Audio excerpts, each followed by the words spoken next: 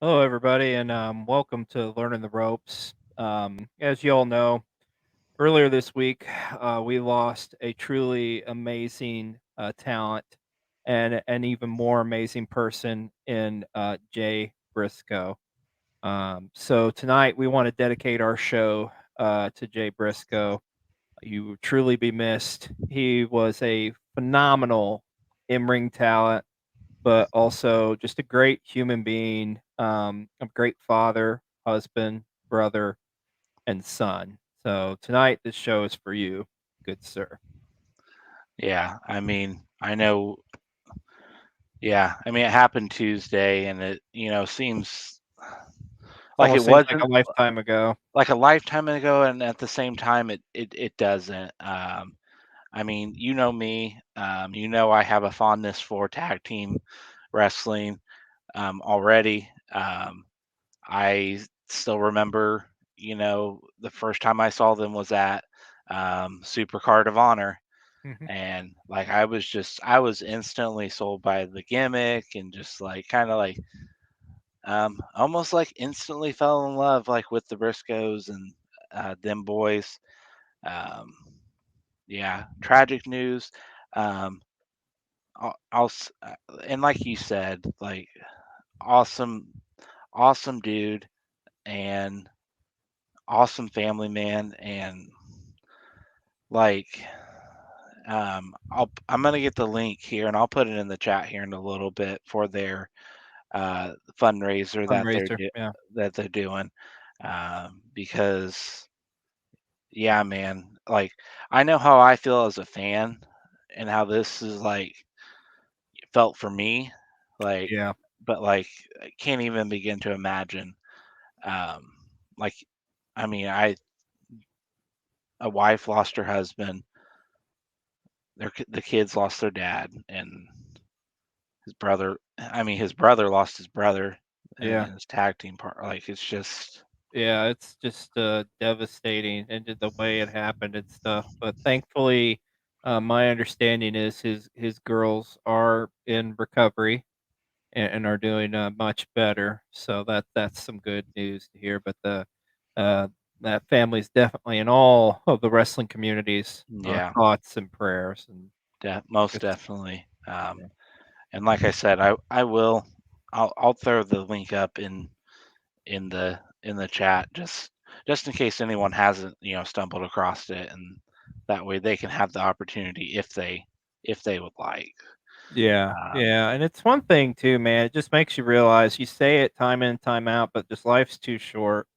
Um, I mean, you just if you got somebody out there like a loved one or something that you haven't like talked to in a long time because of some sort of a falling out or something, or whatever it may be, just reach out to them, because you just never know. Tomorrow isn't promised to us, so. And I will say this, I think, one thing I noticed over these past couple of days is seeing a lot of you in the Wrestle Talk community, going out to shows, us included. And I mean, that's why we're all here is because of our love for professional wrestling. So get out there and enjoy you some live wrestling. That being said, we do have a action-packed show tonight, but as we always do, we always like to kick it off with a little bit of a plug-a-palooza. So what you got for us, Mr. B. Roll? yes, I'm gonna do my very best.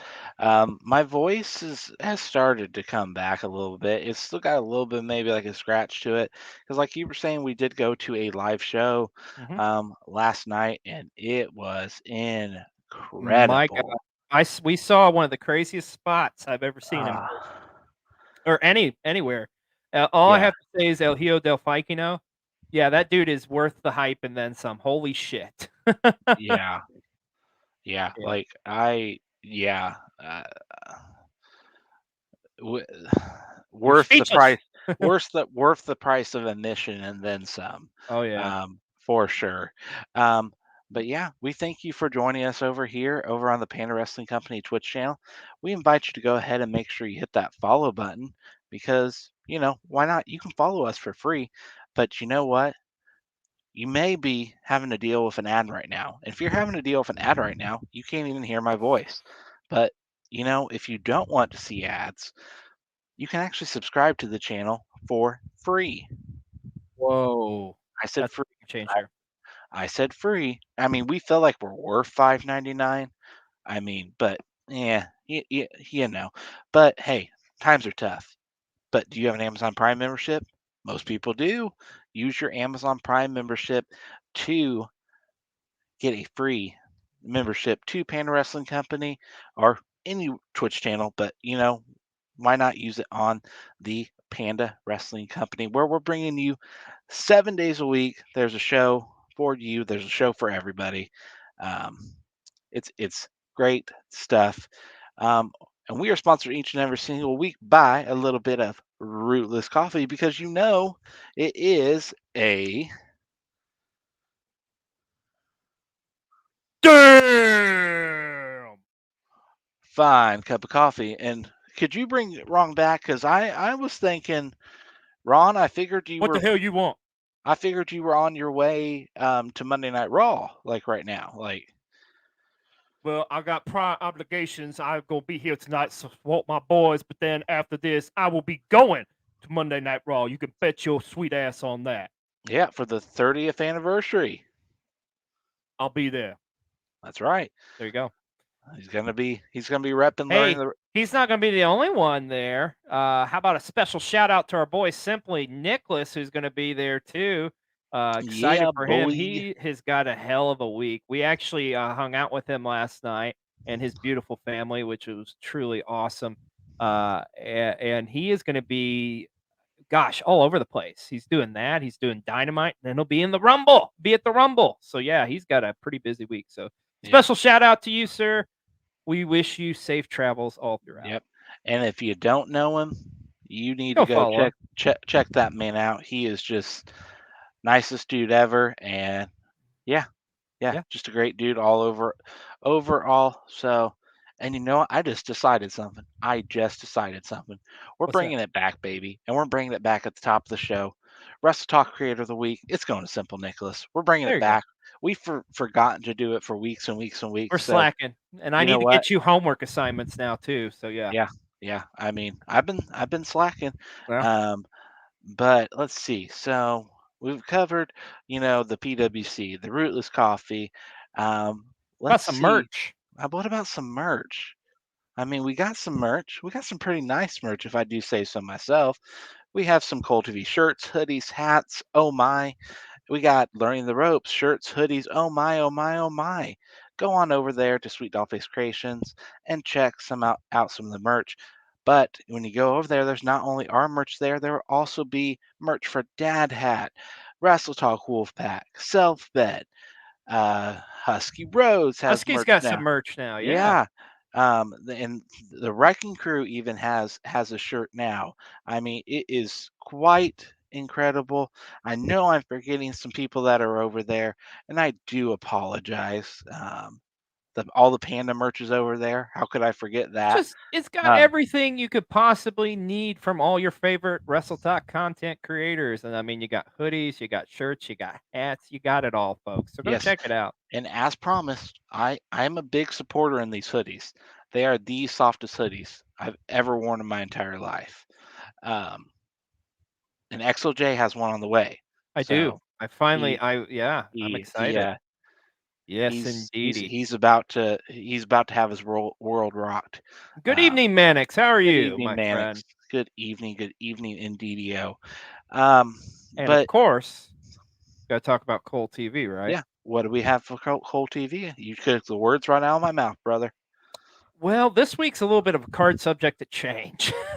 So, I can tell you this, you will catch a replay of this show on Thursday, and at some point, not sure the date yet, but we will have a Royal Rumble prediction show will be going up, and there also may be a very special vlog going up as well this week too, so just stay tuned for the details, but we got a fun week, as always, on Cole TV. And I think that's about it for Plugapalooza. But buddy, it is time to rumble. Let's talk Royal Rumble. And I think we got a couple special guests we need to bring on. Am I right, sir? Yeah, I think we do in DDO. And let's go ahead without further ado and bring them on. And there's no better way to do it when you're talking Royal Rumble than a little bit of a Royal Rumble countdown.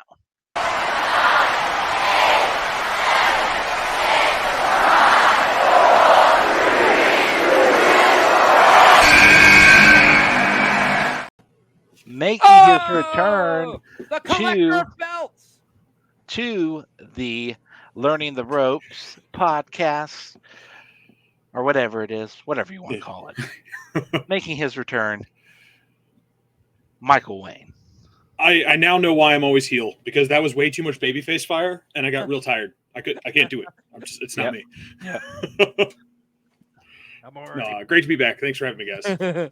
Yeah, it's good, great to have you back, sir. Yes. And I'm excited to actually get to do the show with you. I know, right? Time. Yeah. So it's gonna be a good time. But that's not all. We have another extra surprise entry for you all. Who could it be?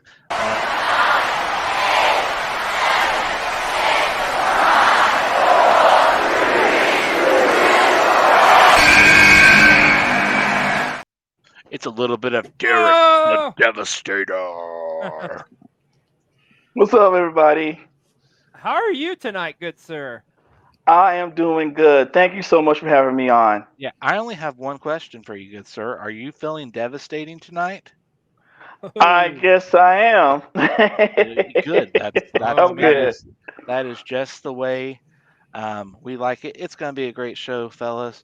But without further ado, SLJ, let's take it away. Let's get into some Royal Rumbles. If you remember last week, kiddos, I think we got all the way up to 2001. That's right. So we pretty much finished out the Attitude Era. Although technically, still some people say the 2002 is kind of sort of part of the Attitude Era. In my opinion, like I started kind of into the Ruthless Aggression Era is the way I look at it in 02. But that being said, let's talk about the 2002 Royal Rumble. And this was actually kind of like I say, like a transitional period kind of for the WWE as they're going into that Ruthless Aggression Era. But still, definitely a lot of elements from the Attitude Era did exist.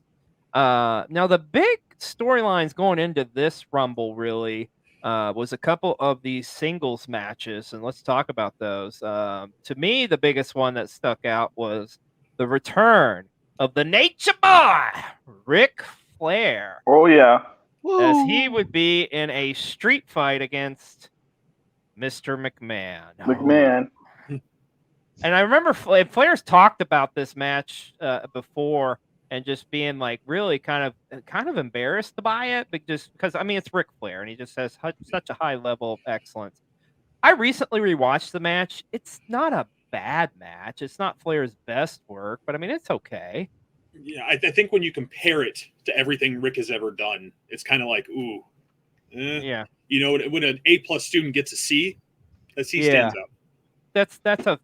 That is a perfect way of putting it. And I mean, this match too, I remember there's like, obviously there's a lot of blood because it's a Ric Flair match. Of course. Yes. I mean, that goes without saying. Yeah. But you just look at him the wrong way and he's got color, brother. But I just remember like the setting ringside was his kids. Now, not Charlotte, but Reed and Megan Flair were ringside for this. And like, I just remember some spots that McMahon did where they were like taking pictures, and McMahon like grabbed the camera and took a picture of like Flair's like just bloodied face, and just being like, "Oh, that's I don't know, that just doesn't a little bit morbid." Yeah.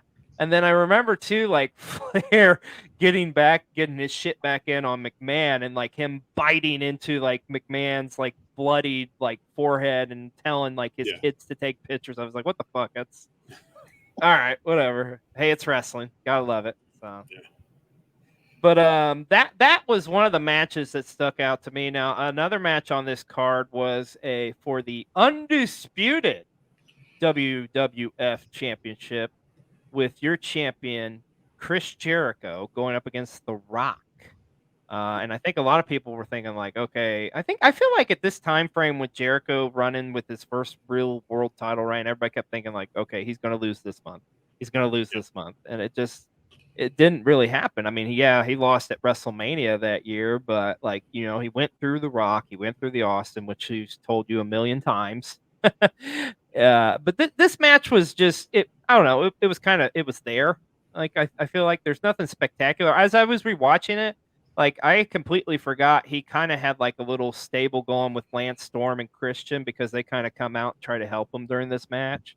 And I was just like, well, okay, I that It's was kind of lasting like for a- a cup of coffee. Yes, Yeah, pretty much. That's kind of like a weird bunch, you know. Yeah. Yeah. Like, Other than they're Yeah. Canadian, Other than they're Canadian, The yeah. Canadian, of course. Yeah. Yeah. let's put them together, pal. Yeah, I think they were still way too close to the Hart Foundation ending to actually form another like all Yeah. Canadian Yeah. group. It was just a little, I don't know, it would have been kind of biting off of it, I guess, a little too quick.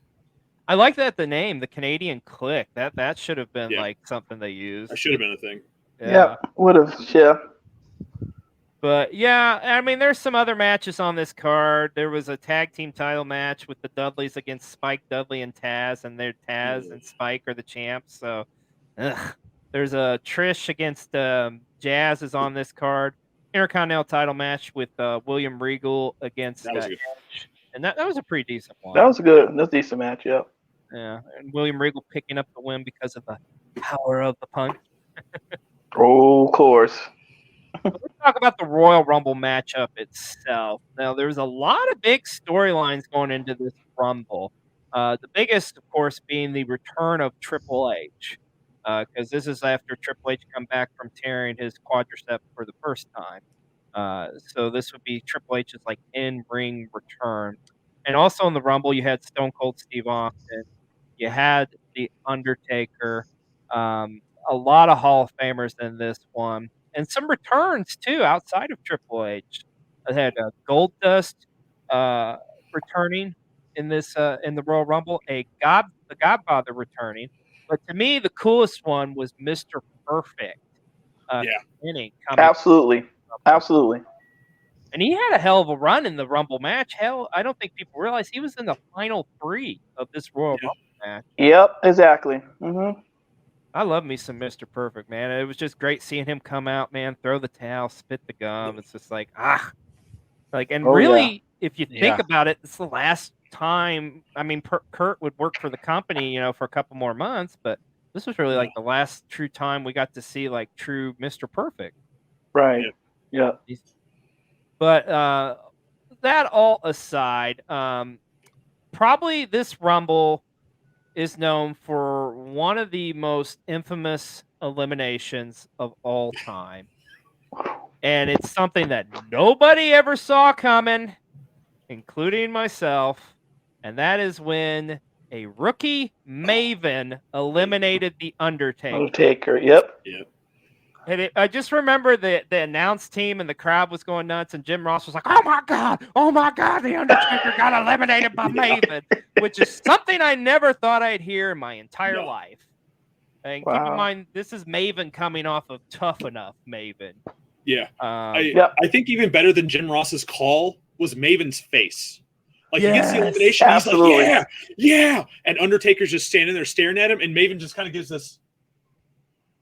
Oh, shit. He's going to kill me. He's going to kill me now. You know? And then he proceeded to almost die. Yes. Oh, my God. Beat the hell out of him. And yes, man. My goodness. He sure did. He just laid that work on him. Yeah. Maven's still in that Rumble. Just putting it out there. That's true. He's true. Yeah. Everybody talks Curtis Axel. No, Maven is the record holder for being it. Sure did. Yeah, sure is. Absolutely. I remember a while back, years and years ago, somebody went through every Rumble before that, and he is the first guy to ever be eliminated from the Rumble without going over the top rope. He was the first. So he is still technically in the 2002 Rumble, running around somewhere. Right. Man needs to get his title shot. Maybe Maven will be the one to dethrone the Tribal Chief this year at WrestleMania. With a drop kick. Nice. That's the finish. It took 20 years plus years later, but he got his shine. I didn't go back and watch it. This is also the Rumble with the Hurricane elimination, wasn't it? Yeah. Where he tried to do the double choke slam to Austin and Triple H. Yep, it was. And he's like just muscling, roided up, and then what? This isn't real, and they It's just not toss happening. him. It's not happening. I love how Yeah. Triple H and Austin are looking at each other. They're like, Is this guy Yeah, why are we serious? doing this? what? Yeah, Oh man. But this was a pretty good Royal Rumble matchup, I thought. You had a lot of great Hall of Famers in there. You know, of course, Kane, MVP of like all these Rumbles, it seems like. Absolutely. You had Big Show was in this one, Booker T, Rob Van Dam. List just goes on and on and on. But I think this is around the time they really started figuring out that bringing back some old names and like, you know, popping people with, you know, just that random Hall of Famer, bring this name back. I think this is around the time they really started figuring out. I think that's why people are watching the match now. It's hard to watch a match that's an hour long. It just is. Yeah, but if you keep people interested in who's coming out next, you kind of catch them. No, you're absolutely right, because it's like this really was kind of the first one where it's like, hey, you know what? We can get a couple cheap pops here for like 2 or 3, and like it helps, like you're saying, with a 1 hour match with the pacing of it, like just getting the crowd back into it. Yeah, it really does. But the 2002 Royal Rumble was a pretty good one. Of course, Triple H would go on to win the Royal Rumble, his first Royal Rumble win, and would go to face Chris Jericho that year at WrestleMania. Of course, the same WrestleMania where The Rock went against Hogan. And yet Jericho and Triple H went on last, and they were fucked right out the gate after that. Yep. But Royal Rumble 02 was great, but the Royal Rumble 2003. Now, this one, me personally, I like because there's a match on here that I really think is like a hidden gem and does not get nearly enough shine. I'm just going to go ahead and go into that one right now. WWE title match between Kurt Angle and Chris Benoit. Ooh, that's a good match. Yeah. Yes, it is. That was awesome. And I mean, those guys had incredible chemistry in matches throughout the year. But in my opinion, I think this one at the Rumble is probably the best one that they ever had. And if you go back and watch this, like they literally, the match ends, they go to like a commercial break kind of, or plug something, and they come back to the ring, and Benoit's just standing there, and the entire, I think this took place in Boston, the Boston Garden or whatever the hell they were calling it at that time. They were literally all on their feet with a standing ovation for Chris Benoit. And it was the Fleet Center. Fleet Center at the time. Fleet Center. Yeah, Fleet there Center. you go. Fleet There Center. you go. Right? Yep, it was Fleet Center. Yeah, I think you're right. It was the Fleet Center. But yeah, just the match itself, it's like, it's a good 20 plus minutes, but it's just a technical wrestling masterpiece. But that being said, there is also a huge dud on this one too, and the crowd turned hard on them. It was for the World Heavyweight title with Triple H. Triple H and Scott Steiner. Yep. Yeah. Oh, and they butchered some spots in this one, and the crowd was like, really, like the build up to it, everybody was behind Steiner, but this is when they turned on Steiner. Yeah. It's just like, Yeah. I think they realized they didn't have the Scott Steiner from like the 90s anymore. Yeah. Like he wasn't doing he wasn't doing the standing Frankensteiner. Right. Yeah, none of that cool stuff anymore. He's just, oh, this guy's got muscles. Yeah. Hooray. What else? Yeah. So does Triple H, but Triple H can move. Yes. And do things. Never question the Steiner math, though. Never question. Never question Steiner math. Never, ever. Nope. No, you cannot. But people definitely this night were not hollering because they did not want to hear Scott Steiner. And that was a longer match too. Like that was it was long. Yeah, the crowd had turned on him about 5 minutes into it, and this one went close to like about 20 minutes too, and you're just like, oh my God, why is this still going on, man? But at least it was then followed by Angle Benoit, so people were like, oh, wait, we're back. I will say their positioning on this card of the matches was smart, because if you would put Angle and Benoit on and then Steiner in them, fuck. People to left. That would have been over. It would have been over right there. Yeah. Groups of people would have been leaving one guy to watch so we could call them driving home. Like, thanks for let me know who won. I wasn't saying. Yeah. And that's saying something, because you still have a Royal Rumble match too on this card, but it's just kind of like, oh my God, that match literally sucked the air out of the arena and everybody watching. Yeah, pretty much. Yeah. I have to say there's a guilty pleasure match on this one for me, I find. The match itself's not great, but I love this storyline back in the day, and believe it or not, it actually was like they invested time into some women. And it actually wasn't like bra and panties and bullshit. There's a match between Dawn Marie and Tori Wilson. Oh man, yeah. And it's Tori marrying Dawn's dad thing. Yes. Is So that the this? whole Okay. that was this. The whole storyline was Yep. Dawn Marie had married Al Wilson, Tori Wilson's father, and like storyline wise, ended up Al passed away after a sex session with Tori Wilson because hey, it's the Ruthless Aggression era. Why the fuck All not? of us would. Right. Let's admit it. All Yes, of us would. yeah, right. There you go. Yep. So they billed it as the first ever stepdaughter versus stepmother match. Now it's no gotcha says by any means, No. but the storyline on it I really got a kick out of. I kind of enjoyed. So Is it kind of one of those things? It's like you're just like, it's the train wreck, but Yep. you just like can't look away. Can't look Like, away. Right, exactly. It's like one of those NASCAR crashes. Yeah. yes, You got it. exactly. Mm-hmm. But yeah, that match was on this card. But let's get into the Royal Rumble matchup. Now, there was a match to kick Cool. off the show. Brock Lesnar against the Big Show, where the winner would go to the Royal Rumble. Of course, Brock Lesnar would win that matchup. And shockingly enough, Brock Lesnar would win the Royal Rumble this year. The 03 Rumble match itself, honestly, it's kind of weak. Like it doesn't have a whole lot of like in comparison to the years before. Like you look at 2002, 2001. This one's like, oh, it's like they're kind of like trying to find people. Now there are some young guys in it though, like a young Batista, a young John Cena is in the both making their Royal Rumble match debuts on this Rumble. Yes. What's his name? B2. Wasn't it B2? Yeah. B2. Bull Buchanan. With Bull Buchanan. Bull Stevenson, right? Buchanan. Yeah. Yeah. Yep, it's John Cena's heavy, pretty much, or his partner, whatever you wanted to call it. Partner, Because yeah. John Cena needed a heavy. Yeah. Yeah, no kidding, right? Yeah. And just thinking some random names in this one, like Christopher Nowinski, Bill DeMott is in this Rumble. There's actually a really bad spot with Nowinski where it kind of, I think it started his issues with concussions. Concussions, yes. Because there's a spot where like Rey Mysterio and Edge do a double drop kick off the top rope and they just crisscross. And I can't remember if it's Edge or Mysterio, but one of their knees like lands on Nowinski's face pretty much and ended up causing him to have the injury. So that's kind of a downside with this one too.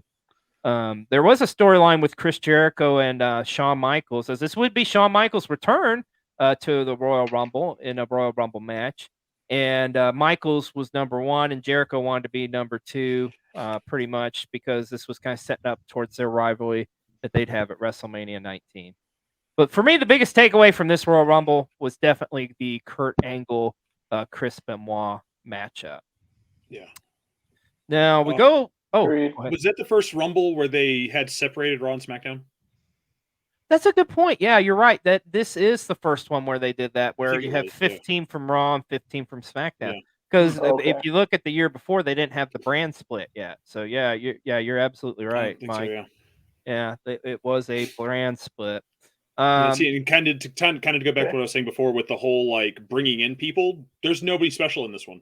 Like nobody. No, there really isn't. Not really. Like, yeah, and it wasn't a fun Rumble to watch. No. I think the big hype they hyped up was it was like the Undertaker was returning after being off for a little bit of time from an injury, like for just a couple months or something. But outside that, yeah, it's just there was, and this is I think there's years where we go into it and it's plain as day who's going to win it, and kind of like that this year too. I think with the men's, but this was like you knew Lesnar was going to be winning this damn Royal Rumble. And also, Tommy Dreamer was in this Royal Rumble as well. Oh yeah, that's right. Tommy is in this. Tommy's making his Rumble debut in this one. You're right. Yeah. Oh, I love me some Tommy Dreamer. I know. Yep, you're going for your action figure, aren't you, B-roll? Hold. He was waiting for you. You just better shut up and you respect the gimmick, brother. I'm sorry. Dude. I love it. It's so cool. That is a badass action figure. I love it, man. Cool. That's awesome. I like the old ECW. ECW ones are amazing. ECW figures were amazing. Yes. I do too. That's so cool. Well, let's talk about the 2004 Royal Rumble. And for me personally, this is probably one of my, I know probably not a whole lot of people will agree with this, but for me, this is probably one of my more favorite and enjoyable Royal Rumble matches. Yeah. I liked it because obviously the circumstances drastically changed what would happen afterwards, but being in the moment at the time, I was always a huge Chris Benoit guy. And going into this Royal Rumble, it was like, okay, it felt like Benoit had some momentum and they were going to finally push him, but then you're like, you weren't really sure. And then it was like, I think the GM at the time, Paul Heyman for SmackDown, made Benoit enter at number 1. So you're like, oh, well, he's screwed. But dude, Chris Benoit had a hell of a performance in this Royal Rumble matchup. Actually going on and winning the Royal Rumble from, and I think that would make him, I want to say, the second person in Royal Rumble history to ever draw number 1. But the first one to do it, like where it was legit, like 60 minutes plus of in-ring action. Yeah, it was like it was a hair over an hour. Yeah.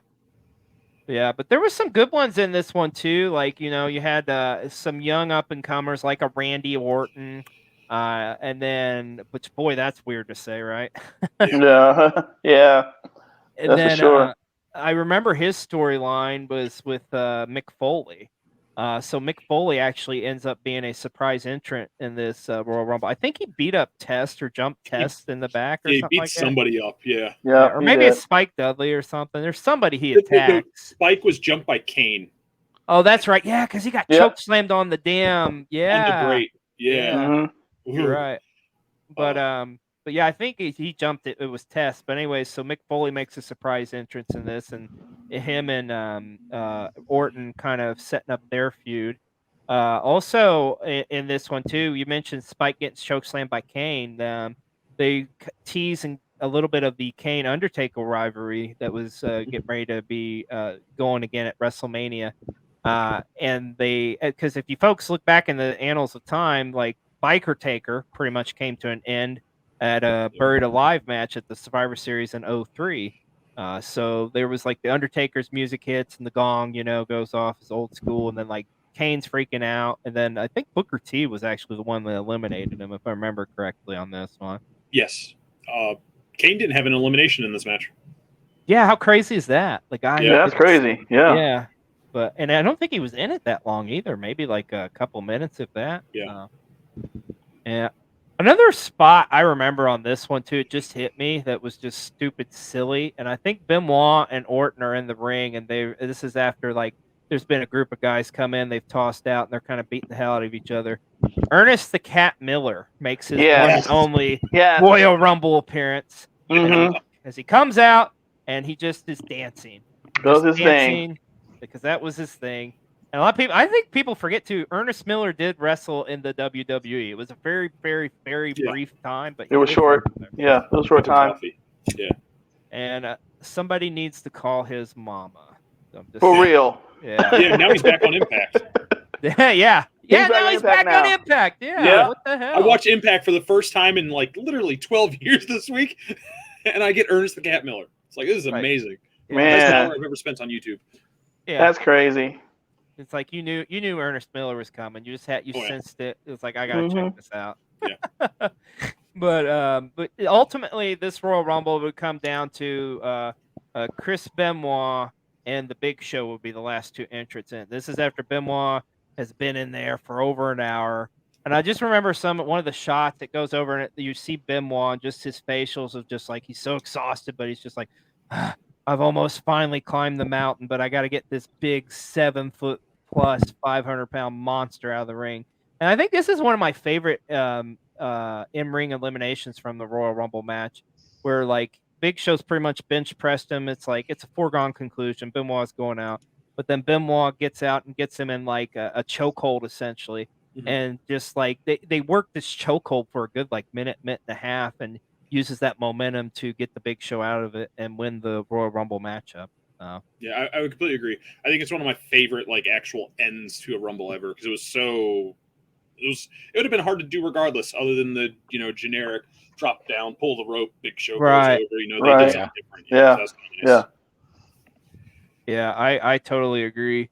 But there was a good undercard on this one too, with some great storylines. One of those being, how about the gotta love anytime family against family. So you had Chavo Guerrero against Eddie Guerrero. And this is right where Eddie's getting his like super kind of big push as like a baby face. And Chavo kind of turning on him and breaking up their tag team of Los Guerreros. There's also another one here too, WWE title matchup. Of all people, how about this one, B-roll? Hardcore Holly getting a shot against Brock Lesnar. Wow. And the storyline here was Lesnar pretty much broke Hardcore Holly's neck about a year before. Mm-hmm. And this was Holly's kind of like comeback match. I don't think the crowd was really like super into this, to be honest with you. I mean, I, as a longtime wrestling fan, I thought it was pretty cool to see Hardcore Holly finally get like a shot, but that was about it. Yeah. Short matchup. But probably the best singles match on this card was the match for the World Heavyweight Championship with Shawn Michaels challenging Triple H. Oh man, that was a classic. To me, that was a classic. Oh, it was. And it was a last man standing match too. Yes. Yeah. What's up, Neep? What is up, Don? How are y'all doing tonight? But yeah, that match, it really was a classic. And I think it's another one of those matches that just gets forgotten about for whatever reason. Yeah. Dude, that was... I think it's one of those, Benoit winning that just kind of dwarfed everything that was going to be on that show. It wasn't a fair fight. Yeah, but it was a good Royal Rumble. I thought. I often look back at the 04 Royal Rumble as one of my all-time favorites. Yeah. It's unfortunate, with what happened with Benoit, of course, years later. Yes, of course. But still, a great Royal Rumble nonetheless. Yeah. All right, so let's move on to the 2005 edition of the Royal Rumble, and at this point, this is like full blown. We're in Ruthless Aggression era. There's some weird ones on the undercard on this one, but the Royal Rumble match itself, I thought, was pretty good. First of all, you've got, how about this opener, B-roll? This was a good one. 2 Hall of Famers. Edge against Shawn Michaels one-on-one. Ooh. Yeah, and this is Edge, like, right, it's his first real kind of like push as like as a top heel, like a dirty heel. And we all know Edge kills that role. I mean, he's he does. Phenomenal. Yep. Also, you had some other matches on here, not so much. A casket match between The Undertaker and Heidenreich. Yeah, and I know B-roll, you're like, who the hell is Heidenreich? You don't need to know. Should I say Heidenreich? Right. Oh my god. Sorry. To the top of the SmackDown fist. I'm just like, I hear the name. I'm like, is that Ryback's cousin or something? Like, she may as well. Yeah, I think it might be related. It might be related for some reason. That's what I thought. Yeah, may as well be. That's a good point. There is a triple threat match for the World Heavyweight or the WWE title on this card as well. JBL, at the height of his SmackDown run, defending against Kurt Angle and the Big Show. It's the Big Show. It's an okay match. It's not like a classic or anything, but I mean, it's not really. It's there, I guess. It's there. I don't know. No disrespect to any of the guys, but yeah. Triple H is on the card. He was going to be the biggest thing on the card. Oh yeah, and speaking of which, Triple H is on the card as the World Heavyweight Champion and defending it against Randy Orton. Yep. Yeah, and the fallout still from this, and I feel like also too, if you watch this matchup, the crowd kind of fizzles out a little bit on Randy Orton because I mean they were really super into him, but I feel like at this point it's just kind of like, he's there. But and I also think too, like backstage, I think Orton's, kind of this is that era where he was like really shooting himself in the foot. It's just like I don't really have to do anything. I'm just that talented and that good. So fuck it. I'm just gonna show up for work and here we go. But the Royal Rumble match itself. Now, one thing I do want to point out on this one, I always love, and I wish they would do this every year. I always loved when the wrestlers would come in and would draw their numbers and the little vignettes in between. They've really stopped doing that, but damn it, I miss that so much. But I do remember the spot where Eddie Guerrero and Ric Flair are drawing numbers, and like Flair gets a good number and Eddie gets and Eddie switches the number. But man, you talk about like the start of this one was awesome because you got to start with Eddie Guerrero at number 1 and Benoit at 2. What a tale of a story of those guys from 04 into 05. Yes. What better way to kick off the Rumble with those two guys? Oh yeah. And then, of course, you get number 3, who's Daniel Puder. And they beat the hell out of him for like 5 minutes. Yes. Because it wasn't like hardcore next. I think. Just give him. It's like it's just, hey, how's it going, kid? Yeah, it's funny because Benoit's getting his shit in, Guerrero's getting his shit in. Then you hear that countdown clock, and it's like, who is it? Oh fuck, it's Hardcore Holly. Oh god! And I just love the look on Holly's face when he comes out. He just like, and the guys are just like, "Here you go, have at it." And it's just he just wails him. Turned on him. Oh my god! Oh man! Evening, Dad Hat. How are you? Good, Dad Hat, how's it going? Good evening, Dad Hat. Yeah. But the Daniel Puder just got massacred in this Royal Rumble. Yeah. But wasn't this also Muhammad Hassan's one Rumble? Yes. So Muhammad, I was gonna say that you read my mind, my friend. So this is where Muhammad Hassan comes out, and be real, this is a character you're not gonna remember. He had a short run, unfortunately, but he had some mega heel heat. He could have been a lot better had he been timed better. Yes. And they not kind of went over the top with the whole Undertaker thing. Yes, absolutely. But Hassan comes out, and like keep in mind this is very in the height of the Raw SmackDown, like divide, and it's like the Raw and the SmackDown guys like are just looking at each other and just like fuck it, and they all beat Muhammad Hassan up and throw him out. So it's like they all team up together. Differences aside, and they just toss his ass out of the ring. So that guy was such a good heel too. That character could have been so much more, but they did the whole Undertaker almost crucified thing, and there was no coming back from that. Yeah. No, you're absolutely right, my friend. Also, in this Royal Rumble 2, it would set up for a dream matchup at WrestleMania that year. Oh, one of the best WrestleMania Kurt matches Angle and Shawn Michaels. Absolutely. Oh, yes. Yeah. A phenomenal matchup, one of the all-time greats, and that was a sexy Kirk, dude. Seriously, there you go. You got sexy Kurt, and you got one of the top 10 greatest WrestleMania matches of all time out of that. So, easily. Kiss. All right, okay. I'm gonna put you guys on the spot here. Gonna throw in a little curveball here. What was more over? Sexy Kurt or Scissor Me Daddy Ass? Oh, that's kind of hard. Ooh, I mean, Sexy Kurt just lasted for like a brief moment, Yeah. You still look back. I'm going to say Scissor Me Daddy Ass. I mean, they were making Sexy Kurt t-shirts, Yeah. I mean, the Acclaimed have made more money off of scissoring. Yeah, exactly. If Sexy Kurt was most sellable, like merch wise, then would be on the more understandable. But I got to go with Scissor because it's all over.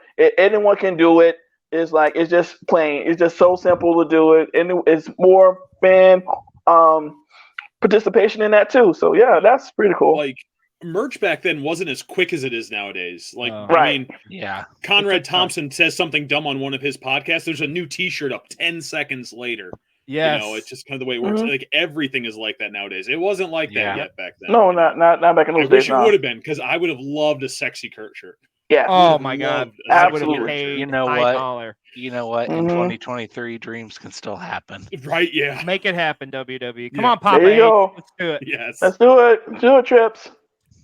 Hey, this Royal Rumble, though, had probably one of my more, I think, favorite eliminations. Truly devastating, and I think people don't pay enough attention to it. Y'all remember when Gene Snitsky just knocked the fuck out of Paul London He delivers that clothesline, and His Paul London. Oh my God! Flipped him all over. Oh yes.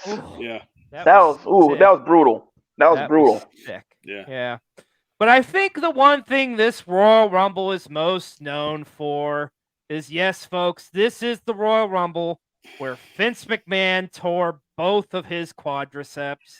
It's footage you've seen time in and time again. And hey, it couldn't have happened to a nicer guy. Oh. My goodness. But so what happened here was final two was Batista and John Cena, and they somehow miraculously actually do go out at the same time. Which wasn't the planned finish. And so Vince McMahon comes out infuriated, does the Vince McMahon power walk, goes to slide into the ring, boom, quad one hits the ring apron. He's fucked. So then he's just like on the ground there like a fish out of water. And then he tries to get up on the good quad, and guess what? Boom! That one goes out. And he's just sitting there like a child looking up at adults, and it's just like, oh my God, that's terrible. It was so funny though. It's so bad, but it's so funny. Yeah. I don't often laugh at injury, but I wish everyone else would have sat down in the ring. Like, so everyone was still eye level with him. God, we got to make the boss look good. Okay. Oh, exactly. Don't do shit. Oh, Lord have mercy. That's crazy. He's got to be the only human ever to rip both quads at the same time. It has to be, right? It's got to be. No. Must be. So good. He's just lucky, I guess. Yeah, he's just that kind of guy. Don't call it luck. Now Batista would actually go on and end this and end up winning this matchup, and thus go to Mania that year and face Triple H for the world title. But yeah, I think when you say the 2005 Royal Rumble, the first thing you're thinking of is Vince McMahon blowing his quads out. Mm-hmm. All right, let's talk about the 06 Royal Rumble. 06, yes. Outside of the Rumble matchup, I think this one's kind of a pretty forgettable one. Not a great undercard. Weirdly enough, like the Rumble match went on, and then the two title matches was after. So this one, the Royal Rumble matchup itself, was not main eventing the show. But this is that Royal Rumble where Rey Mysterio, the ultimate underdog, would draw number one and would go on and win the Royal Rumble matchup. And then also, too, would break the record for longest time in the Royal Rumble. Like, I think it was like an hour and 3 minutes or something like that. Yeah, he beat the record by like 40, 50 seconds. Something like that. About a amount of seconds? Yeah. It was literally an amount of seconds. But, I mean, obviously the storyline here is he was dedicating the match to the late, great Eddie Guerrero. Of course. Yeah. And then, but I don't remember, like, looking back on this one, I don't remember like any real, like, anything special happening in this one. I know Triple H drew kind of an early number and was in there with Orton and Mysterio in the end. Oddly enough, the only other thing that sticks out about this Royal Rumble is we were talking about surprise entrances. I remember Tatanka showing up out of the blue, and I was like, what the fuck, Tatanka? Yes. Okay. Yeah. That's cool. Right. Like, the only way I would have popped more is if Tatanka come out to his shitty, like, music on that WWF Superstars CD they did 93. God. You know the one that says Tatanka, Buffalo, Tatanka, Buffalo. Yeah, yes. Oh yeah. Speaking of, we saw some of the CDs yesterday. That was cool. We did Dope. see it at a wrestling show we were at. Yeah, some of the old WWF CDs. Yeah. But did you see Tatanka turn down Raw 30? I did, because his son is in a tournament or something. Right? Tournament, yeah. He's going for state wrestling championship in Florida, I think, or where. Yeah. Okay. Yeah. Let me get a really cheap plug in here. So speaking of Tatanka, he's going to be at Squared Circle Expo in April, where your boys right here will be as well. So you guys want to go check out Squared Circle Expo if you're within driving distance of it. Cool. Yeah. It's going to be a great, great, great show, man. A lot of Hall of Famers on that one. But this one, so like I said, they ended the night with two championship matchups, and it pissed me off because one of them was Edge defending his newly won WWE title that he won literally like 3 weeks before this against John Cena. And John Cena would win the belt back. It's like, son of a bitch. It's like, come on, man. Come on, man. Come on, man. Put some respect on Edge's name. Of course, Edge would go on to have an incredible career, but at the time, being a fan, it was like it took forever, it seemed like, to get Edge into that main event title scene. And like now he's losing the damn belt. Like, fuck. Really? Well, and it took Money in the Bank to do it. Yeah. Sure. And Cena going through 5 other guys. Yeah. For Edge to finally win it, they like just kind of silver plattered it to him, kind of, and then just took it away. Of course. Oh well, it is what it is. Now the match that closed out this show, and this is no disrespect to either of these competitors because I love both these guys. Yeah. But maybe the weakest Royal Rumble main event of all time. Mark Henry challenging Kurt Angle for the world title. And I feel like the only reason this match closed out is just so they could have The Undertaker come out and challenge Angle at the end. And they did the special effects with the ring, like shaking, and it ended up breaking or something. And it was just like, really? Really? You put that on last because of this? Yeah. You never know. The world may never know. Yeah, and it's sad too, because like you said, like Kurt by himself, amazing. Mark Henry by himself, amazing. Yeah. They didn't work well together. Yeah, not a whole lot of chemistry there. Something was way off about that. Yeah. Someone was kind of off somewhere about that. It is weird too, because like they were around each other a lot, because they both broke in like the exact same time. Both Olympic guys, both in that like 97, 98-ish, where they're really getting in. I think Kurt actually debuted like early 99, whatever. But like guys who were around each other like all the time, and then just didn't click. They couldn't do it. It just didn't work. Yeah, it's one of those things. It's like it makes perfect sense on paper, but it just like for whatever reason it didn't work. I'm gonna throw one more thing out here that's kind of off topic again. If you've seen me looking down, I'm not distracted. I'm trying something. I have us, live on the Tiki-Talkie as well, with a nice little graphic. And I've been making sure to share it out to the people. So what I want to know is, the only reason I'm saying this is if you have joined us from TikTok, please just let me know in the comments. Let me know if it's working or not, I guess, more or less. Look at you, Mr. B-Roll, trying to produce and also get it out there on TikTok and be part of the show. I'm just trying to, make us all famous. There you go. Well, like What's the Undertaker says, I'll make you famous, kid. I don't know. It's all good. All right.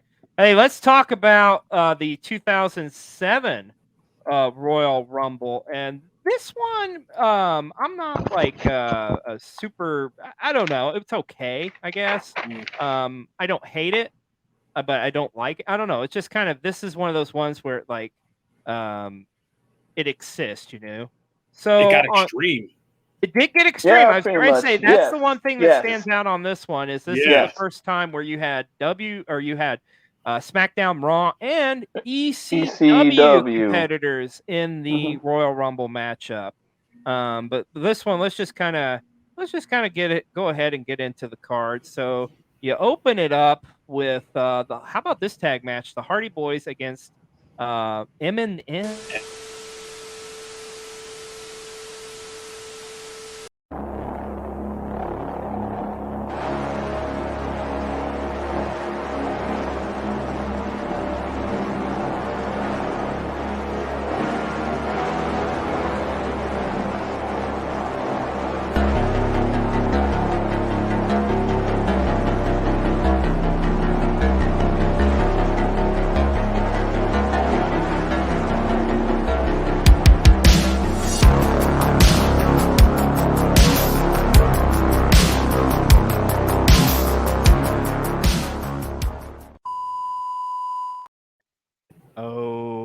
Okay. Anyway, the 2000s. Yeah, we're live. Okay. Yeah, we're here. Making sure. That was that was a trip. Okay. I don't know what that was.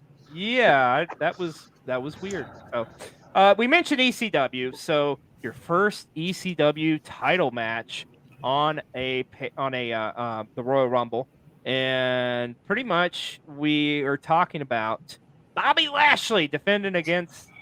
He's got his testicles in his corner. How about Test? I just had to throw that out there. Yeah. Y'all, I know that's not during this time frame, but I don't care. That. You have to. Oh god. Yeah. That was really okay. Yeah.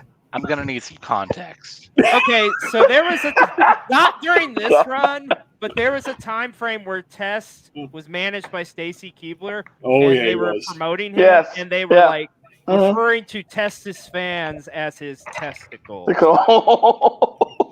Again, it's great they weren't coming up with merch like on the spot. Oh man. Yes. I would have loved to. I'm a That would have been awesome. That would have been awesome. Yeah. Oh, good can we time. acknowledge how ridiculous it is that an ECW title match ended with a count out? Yes. Oh, that is Like, just what the awful. actual That is fuck? just so. That's blasphemy right there, yo. Like, I'm really? sorry. That's blasphemy. In the back, you know, Paul Heyman's just like, what are they doing? What are they doing? Oh my God, just losing Oh his mind. Lord, that's just awful. Yeah, fucking weird, man. Yeah. You had also the SmackDown title, the world title was on the line with Batista defending against Mr. Kennedy. Which was I love it. There you go. Which, I mean, that was an all right match. It wasn't bad. like wasn't It was bad. cool. It was good. Yeah. Hold on though. I've got it.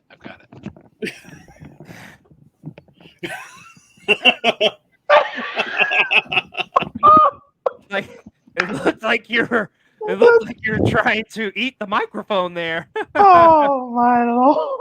Oh man, that is amazing. And thank you, Colossal.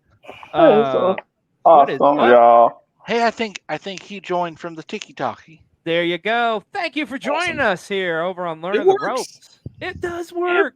It works. It works. There's a hidden gem matchup, I think, on this one that doesn't get talked about nearly enough. How about for the WWE title, last man standing, John Cena against the Samoan Bulldozer. Dude. Oh my God. Now that was a good match. People That can was rip on really John good. Cena all they want. They're wrong. All of them. Yeah. Every one of them. Yeah. He's Big Match John for a reason. And this match was so good. That It was is really a good. Really good matchup. Yeah. I'll never forget the spot where Umaga just pretty much goes across like all the announce tables, like running and jumps and goes through the table. That's still Didn't that happen like 2 weeks ago on SmackDown? Oh my God, they did do that spot. They did do that. Yes, sure did. Yeah. Oh wow! That was awesome. Mm-hmm. Yeah, I'll be damned. Yeah. I didn't. It was even funny. think Like about that. me and some friends were sitting right behind like where the camera is. So we were doing some stuff, possibly helping. Ended up not needing this, which was cool. But a bunch of guys start bringing in cases during the main event, and we're like, "Are they packing up like that quickly? Like the second they ring the bell, are they going to start tearing stuff down?" And they're putting stuff in, and then they pull up this massive ratchet strap and start ratchet strapping all this crap in, and we're like, "What the deuce are they doing?" And then Usos run in. I was like, "Oh, okay, they're doing something cool." And then Solo stood there for like a minute, and I'm like, "He's doing the Umaga.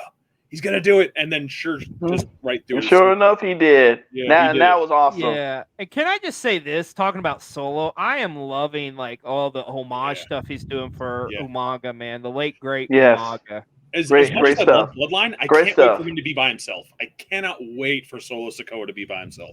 Yeah, because you know he's gonna kill it, man. Yeah, he's gonna kill it for sure. Yeah. Absolutely. He's on his way. Yeah, definitely. Oh, dude, he's a future main event star for sure. Mhm. Yeah. Yes. They're playing it right though, if it being just like a nice slow burn and just let it simmer a little bit, just build it up a little bit. Yeah, most definitely. Yeah, just I know take it all in. Yeah, I know I wouldn't want to meet him in a dark alley though. Oh no. He'll beat you up, take your money, and not think twice about it. Yeah. Yeah.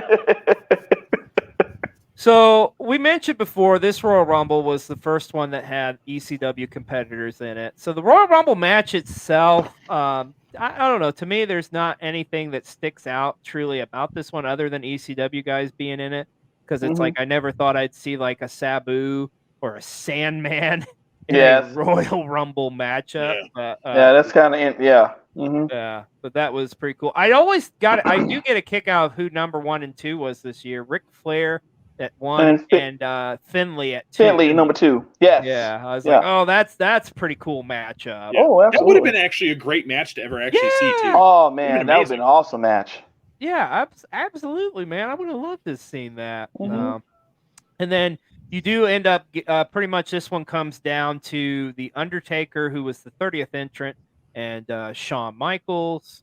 And The Undertaker would win this matchup and would win his first Royal Rumble, which is crazy to think about. As long as his career winning his first Royal Rumble all the way back in 2007. So, but that's the 2007 Royal Rumble. Like I say, the biggest highlight for me was definitely that Umaga John Cena match by far. Oh yeah, that was a good one. That was really good.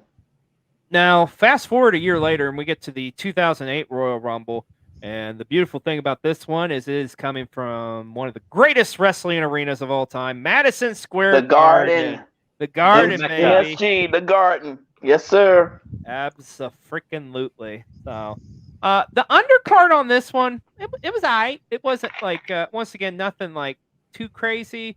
I do remember you had a JBL against Chris Jericho, which I thought was kind of a weird feud because especially it was like JBL kind of coming sort of out of retirement, or he'd been doing announcing for like the past year, and now all of a sudden he's like back to being an in-ring competitor, and it's like his first feud back is against Chris Jericho, who had literally just returned to the company about a month prior. Right. So I don't know. I just thought that it was a weird matchup. That I mean, it was what it was, right? So. I do remember Ric Flair. At this point, the storyline was whenever Ric Flair lost next, he would have to retire. So he actually went one-on-one against MVP on this Royal Rumble pay-per-view, which was a nice little opener. And you did have a couple world title matchups. Edge defending the world title against Rey Mysterio, which anytime those guys get together, you know that's going to be some good fun. But I do think the one thing that they were pushing the heaviest on this was definitely the push and the rise of one Jeff Harvey. Oh, I'm sorry, Jeff Hardy. Yes. Okay. Okay. Yes, because remember, this is that Royal Rumble moment where I can't think of his name, but the guy from American Gladiators, pretty much the announcer they brought in, Michael, whatever his name was, mispronounced Jeff Hardy's name and called him Jeff Harvey. Yeah. Harvey, hold on. Jeff Harvey. It was hilarious. Yeah, but hey, maybe English. Man. Maybe English was his second language. Who knows? Must be. Yeah. This is true. But this, the Jeff Hardy would get a WWE title match against Randy Orton, and it was once again not a terrible match, not a bad match. It was decent. It was all right. It was just kind of like, I don't think anything stuck out to me about it other than it was like, okay, Jeff Hardy's finally getting a title match. Yay. Yeah. But outside of that, but let's talk about the Royal Rumble matchup itself. And what's interesting about this one to me is this would be the first, and I believe the only time that they would actually use Michael Buffer, the great Michael Buffer, to do ring introductions on this one. Yes. And it made sense. Let's get ready to rumble. Exactly. So Michael Buffer introducing at the beginning of this, and your talk about storytelling, man. Your number 1 entrant was The Undertaker, and your number 2 was Shawn Michaels. So picking up from the last 2 that was in the match the year before. But yeah, this Royal Rumble being in the Garden, I thought was really great. This is one where you have a moment with Roddy Piper and Jimmy Snuka. Oh, yes. And yes. Jimmy Snuka kind of doing a double take and Piper coming out and just like breaking character. Like, come on, motherfucker. You can clearly hear the audible on the pay-per-view. Yeah. That's like, oh my God. And the rest of the ring pretty much stopping and watching like, oh my God. Yeah, this is happening. Absolutely. So, but I do think the biggest standout from this is the massive surprise at the end when John Cena shows up at number 30. And the thing was, nobody thought he'd be ready because at the time, man, he was just coming off that injury a few months prior, and they did not think he would be back in time for WrestleMania season. So this was one of the bigger returns, like pop-wise. Yeah. Like, I can just think of like Cena standing at the front. He's got his wrists crossed, looking down. And he's kind of gives that look. It's like, yep, okay, this guy's made it. Yeah, he's fine. Yep. Yeah, absolutely. This was also, I think this was the. Oh, is that the? Yep. Oh, Super Cena. I see that. Nice. Just saying, I probably will give this away. Just saying. I'm not the biggest Cena fan. I don't hate him, but this is probably going to be a giveaway one of these days. Okay, cool. Oh, yeah, reach for the skies. You're right, Matt. R.I.P. Jay Briscoe. We were talking about Maven having not been eliminated. There was somebody not eliminated in this match, too. I'm trying to remember who it was. Same here. I can't remember when. It was later in the match. I'm gonna say. I was gonna say, was it Hornswoggle? He gets like pulled from under the ring by like Mark Henry, I think. Yeah. And then Mark Henry and Big Daddy V just do some egregious things to that little man. Oh my God! Finley comes out early, attacks them both with a shillelagh. He gets disqualified by the refs, and Finley grabs him through the ropes and walks to the back. Yeah, this is the first time. Hornswoggle still in the 2008 Rumble. Yeah. Yeah, this is the first time where they ever explained it to. Oh, he got disqualified. Like, since when the fuck did you get disqualified from a Royal Rumble match? Rumble, yeah. Yeah, that's interesting. Yeah, there's one way to lose, unless. Yes. Huh. Yeah. But obviously, John Cena's return was the big highlight of this Rumble. And of course, he would win it. Lastly, eliminating. Daddy Panda's watching, so we better behave. Oh, all right. Straighten the ties, guys. What is up? But yeah, that Royal Rumble, obviously most known for being just in the Garden and just the spectacle of the return of Super Cena. So. All right, so we go fast forward to a year later. Let's get to the 2009 Royal Rumble. I gotta be honest with you, boys. This is kind of one of those ones where I kind of just really am forgetting about, you know? Yeah. I mean, it's just there's not a whole lot of anything spectacular on this Royal Rumble card. You had John Cena against JBL for the World Heavyweight title. You had Edge against Jeff Hardy for the WWE title. And then you do have your Royal Rumble matchup. Now, one of the storylines going into this was the Legacy, which was Randy Orton's group, along with Ted DiBiase Jr. and Cody Rhodes. Yes. And they would be in the finals of this along with Triple H. And pretty much Orton would get the win in this matchup. But I mean, outside of that, I just on this one, I can't think of anything really spectacular that happened in this one. I think. Oh, the one thing I will say, I do think this is the Rumble that's got the shortest elimination of all time in it. I think this is the one where Santino gets tossed out in like 2 seconds or a second or whatever the hell it is. Okay. But outside that, once again, like I don't think it's one heck of a record to hold. Yeah. Yeah, very much. Yeah, I'm going over my notes, and yeah, I can't see anything else too spectacular about this Royal Rumble. Not Kofi Kingston being like Mr. Royal Rumble too. Well, I was getting ready to say. I was getting ready to say. I think that's coming up. I think it's the next year where that happens, where you start getting the Kofi moments pretty much in them. So, but outside that, I mean, the 09 Rumble is the 09 Rumble. Now, if we go to I really think that for me, the more interesting one for me personally, I think it was the ECW Championship with Matt Hardy and Jack Swagger.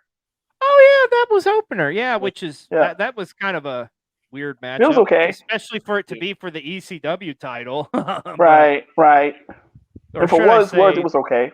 Yeah, or should I say the WWECW title? So, put it that way. Yeah, more appropriate. And hey, speaking of that title, let's talk about the next year's Royal Rumble, the 2010 Royal Rumble. And I believe this would be the last time that title would be defended on pay-per-view, because the opener would be Christian defending against Ezekiel Jackson. Okay. On this, the 2010 Royal Rumble to kick her off. You said on pay-per-view, right? On pay-per-view. Yeah, I know because Ezekiel would win it on television and be the last like 2 or 3 weeks later, and then it was gone. Yeah. Right. That's it. Like, we're done. Yeah. And then on this Royal Rumble too, just another one I felt like kind of like nothing stood out on the undercard aspect of it. Other than I did think this was the only, if I remember correctly, I think it's the only pay-per-view encounter between The Undertaker and Rey Mysterio one-on-one. Probably. For the World Heavyweight Championship happens on this card. You also had the WWE title on the line with Sheamus against Randy Orton. But the Rumble match itself, now this Rumble match is actually a pretty decent Royal Rumble that had a lot of memorable moments in it. If you remember, this is the Royal Rumble where the Straight Edge CM Punk from the Straight Edge Society goes on his run where he eliminates people, and then he gets on the mic and is like cutting promos while he's waiting for people to come in and talking about the Straight Edge lifestyle. I thought that was kind of a pretty cool moment, as well as, of course, this is the time the Rumble that would have the second female to ever enter in a Rumble matchup with Beth Phoenix. And Beth Phoenix. And one of the best eliminations of all time, Beth Phoenix kissing the Great Khali to eliminate him, happened classic in this Royal Rumble matchup as well. But there was a couple, like I say, there was a couple bright spots in this one too, and I do think this is the one that actually the Kofi spot like debuted with the handstand. I think he did the handstand was the first one. And I want to say it's either this one or the next year's Rumble. But one of these Rumbles is where you start getting the Kofi spots, which is always a highlight to watch every year. But this Royal Rumble, pretty much, the other big surprise on this one would be the return of Edge from injury. Oh, yeah. And the Rated R Superstar would go on to win the Royal Rumble this year, I think he last eliminated John Cena in this one. Cena. Yeah. But yeah, like I say, the Rumble match itself, you had some decent highlights in there. I think this time frame we're looking at the Rumbles, it's like they're just kind of there. Like some of them are hit, some of them are miss. Like you truly don't have like a spectacular like top to bottom card in this era. Well, and like if you look at a lot of the cards, like from this one and let's say 5 years previous, there's not a lot of different names. It's a lot of the same. Not to say cookie cutter, but it's a lot of the same guys. There's not a lot of new in all of this. Yeah. It's just kind of like I don't know. It's just it's just a transitional one. Let's put it that way. Right. Let me ask this: how many of you were actively watching at this point? Oh, that's a good point. I was not. Definitely. Yeah, I was off and on for a little bit, mostly on for a little bit. Because I feel like we're getting to that point where it's that cyclical downtrend. Yeah, close to the bottom. It's supposed to go down. Sounds the down slope of it. Yeah. Now, if we fast forward to the next year, the 2011 Royal Rumble. This one's most known for being the first time where they would advance the field to 40 men. So this would be the 40-man Royal Rumble instead from 30. Undercard on this one's pretty weak. Now there is a good matchup with Edge and Dolph Ziggler for the World Heavyweight title. That's really good. Has Miz against Randy Orton for the WWE title. It's all right. Okay. But the big one, though, was the Royal Rumble matchup itself here. And like I say, this was the first time where they went 40. You said the big one, and I thought it was going to be Eve Torres' big win. Oh yeah, we can't forget. Wow. Was it like she won the butterfly title or something? I think. Yeah, I don't remember. Yeah. There's only like 4 matches or 5 matches on this card, I think. Yeah, it's very they're not a whole lot because they got 40 guys in the Rumble, so it's like but it wasn't that much longer of a match. Yeah, you want to know what I thought of when you said the big one? What? Batista's dick. Oh gosh, you got to walk me through that one. Everybody gets one. Everybody gets one. The big one. I walk alone. He limps alone. It just kind of goes on one side. Oh god. It's a baby arm down there. Oh, god. Takes off his trunks and just in the shower, just leans forward, tripod. Sorry. It was like right there. Yeah, you had to go for it. No, yeah, but like most of the Rumbles we've been looking at were, tops. I think the Rey Mysterio one was an hour, 2 minutes and some change. This one was only like an hour 10. So it's only 10 extra minutes for 10 extra guys.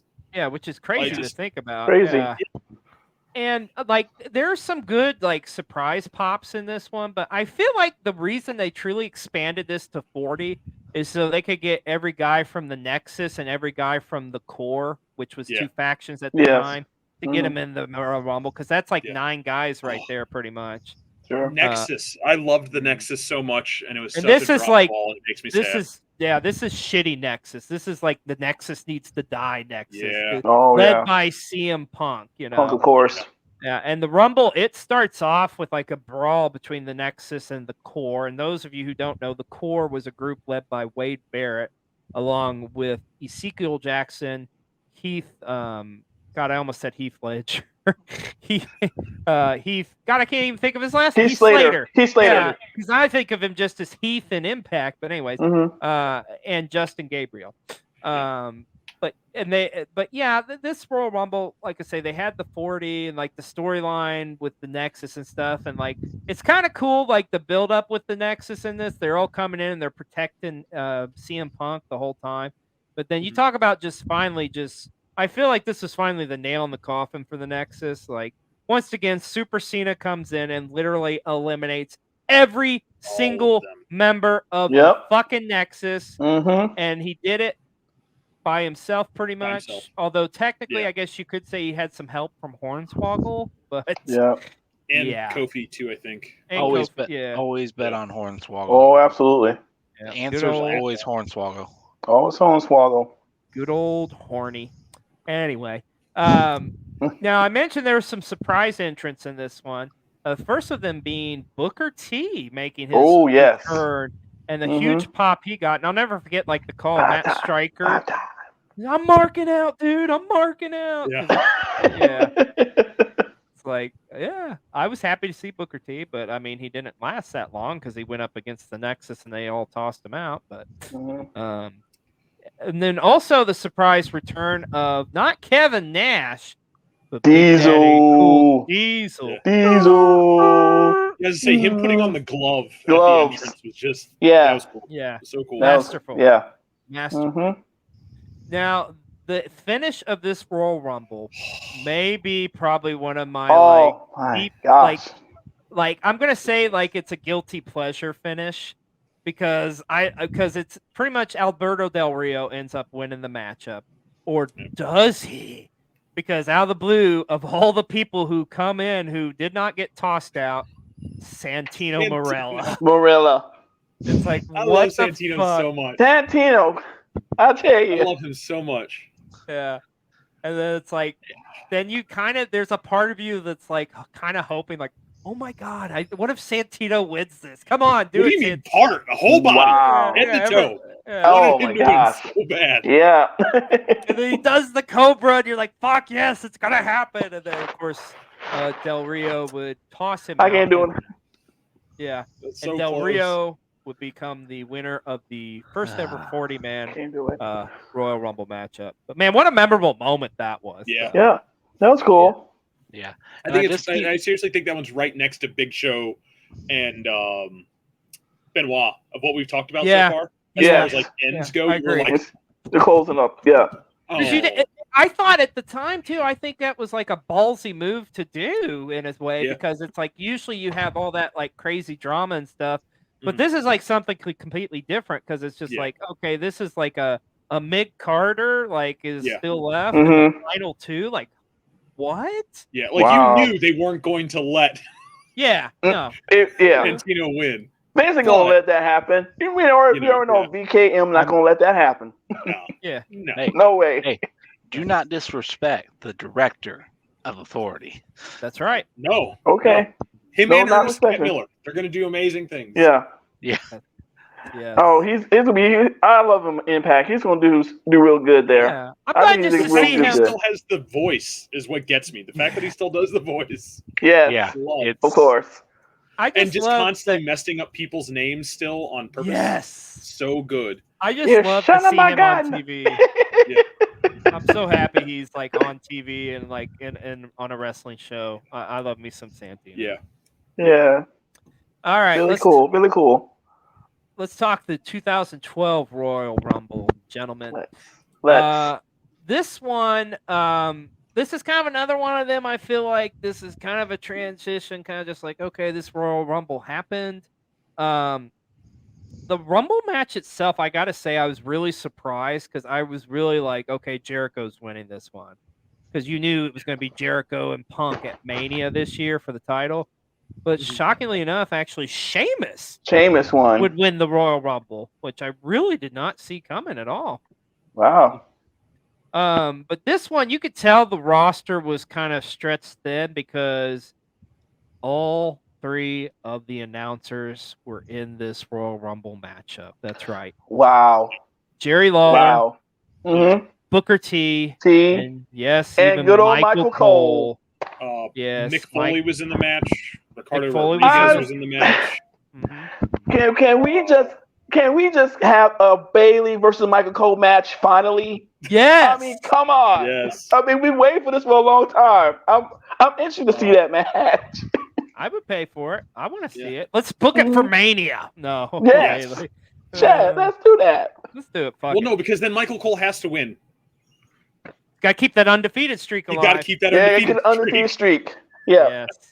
That's a very prestigious undefeated. That's so cool. Also, this one had speaking of Michael Cole, this would have the third women to ever enter the Royal Rumble matchup in Karma. aka Awesome Kong. Ooh, Awesome Kong. Another drop ball. Yes. Yeah, she would. Yeah, no shit, right? Yeah. Oh man. But she would come out and eliminate Michael Cole, and you also would have another surprise entrance in the Road Dogg himself. Yep. Would end up being in this Royal Rumble as well. But like we say, ultimately Sheamus would win the Royal Rumble matchup this year. And the undercard was you're missing one. You're missing one.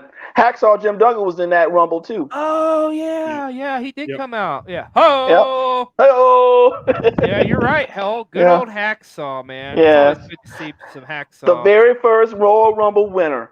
Yeah. Put some respect on that man's name. Absolutely.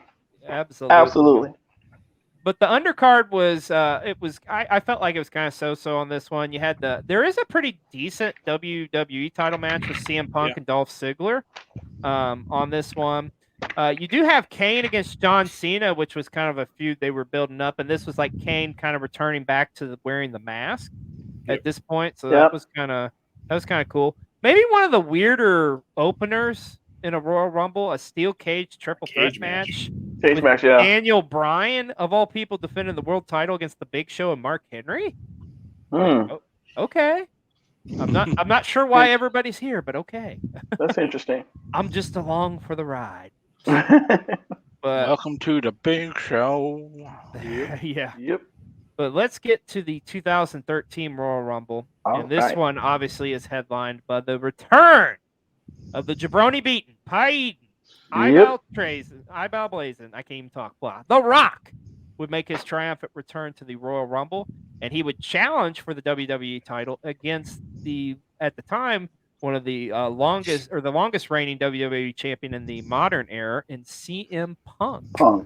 And a lot of people kind of like, I don't know. I think people were kind of 50-50 on this because you knew The Rock was winning the damn title. I mean, it was plain as day. But a lot of Punk fans out there pissed that his reign was coming to the end by a part-timer. The match itself it's all right. I mean, it's not a classic by any means, but I mean, it was cool just mainly to see The Rock back and get the WWE for a guy that hadn't wrestled in, it's got to be 7-8 years at this point. About 7 years at least. Yeah. Well, and then the Royal Rumble match itself on this year, I think this one I can't think of anything like too crazy that happened.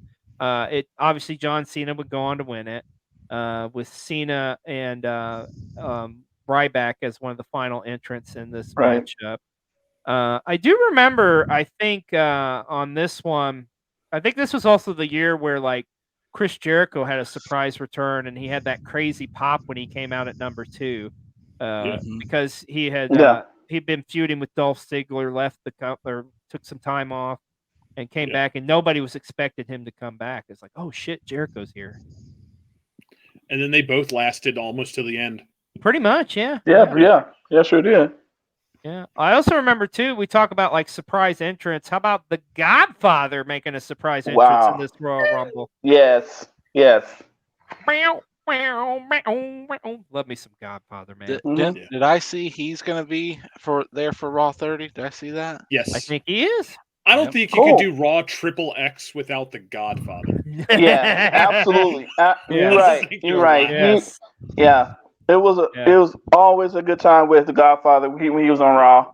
Yeah, you got to have the Godfather, man. So yeah, Godfather coming out in this one. I think too this, and I apologize, I may be wrong on this, but hey, you know what you guys could always do? You could always Wikipedia that shit, because everybody gets one. But I do think this is the Kofi spot. That's my favorite spot where he does like the pogo stick spot, like with the announce chair. I think it's this Rumble. I thought. Let's check that out. I think that's probably it. It may be one beforehand, but if I missed it, I want to point out that's probably my favorite Kofi spot. Was with him jumping in the chair as the pogo stick. Well, now I'm thinking about maybe that's the one. It is. It is the one. Okay. That's the one. I think it's because JBL's announcing at the table, and he uses JBL's chair. Yes. But anyways, once again, this Royal Rumble, I mean, mostly known, of course, for The Rock coming back. I do remember like Team Hell No being red hot at the time. Oh yes, and definitely. Them going their up elimination was really funny too. Yeah, it was. The hug, because like Kane catches him, and they do the yes no, and he just drops him on the floor. Up on the floor. Yeah. Oh yeah, you're right, Matt. From the barricade, that's a good spot too. Yeah. We may have missed talking about that one, but that was a good spot where he jumps from the barricade. Yeah, I love me some. That was pretty cool. Yeah. But like I say, this Royal Rumble, once again, it's another one. It's other outside The Rock. I don't think anything too crazy or spectacular happened on this one. It's just another one that was there in that time frame. Fast forward to a year later, the 2014 Royal Rumble, and this one was controversial because this is the one where the crowd was fucking pissed because the red hot Daniel Bryan was not in the matchup, and everybody thought he was coming out at 30. And poor Rey Mysterio comes out at number 30, and the crowd just boos him. Not because of Ray, but just because they were pissed that we did not get Daniel Bryan. Yeah, because Daniel Bryan had wrestled a singles match earlier on this show against Bray Wyatt. A great singles match. A great opener. Oh, absolutely. Yeah, it was great. Royal Rumble. But this one was known for the returning Batista coming back, who had been gone for several years, obviously doing acting and whatnot. And he would come back and win this Royal Rumble matchup. But it would be definitely, shadowed by the fact that the crowd was just super pissed. Daniel Bryan was not in this one. But there's some other memorable aspects about this Royal Rumble too. I think the biggest being this would be CM Punk's last WWE in-ring match. because this was the Royal Rumble he's in, and then pretty much I think it's the next night or whatever where he just pretty much tells them to fuck off and he leaves the company essentially. Yeah. But Punk is in this matchup for a good bit, almost pretty much till the end. It starts off great too because you have Punk and Seth Rollins starting in as 1 and 2. Like, what a great 1-2 punch up there you got to kick off the match, man. The indie wrestling fan in me was like, "Oh, this is so cool!" Right? Yeah, like, absolutely. Tyler yes, sir. Black and Punk. Yeah. This is gonna be awesome. Mm-hmm. Also, I think this is the first time where WWE introduced the aspect of having an NXT star in a Royal Rumble matchup, as they would bring in Rusev. From NXT. Yeah. Okay. And Rusev would have a pretty impressive run in this matchup. Also, you'd have some surprise entrants, and like Kevin Nash was in this Royal Rumble matchup. Mm-hmm. Also, El Torito was in this Royal Rumble match. El Torito. Mm-hmm. Yeah. JBL would come into it from the announce table and would be in this matchup as well.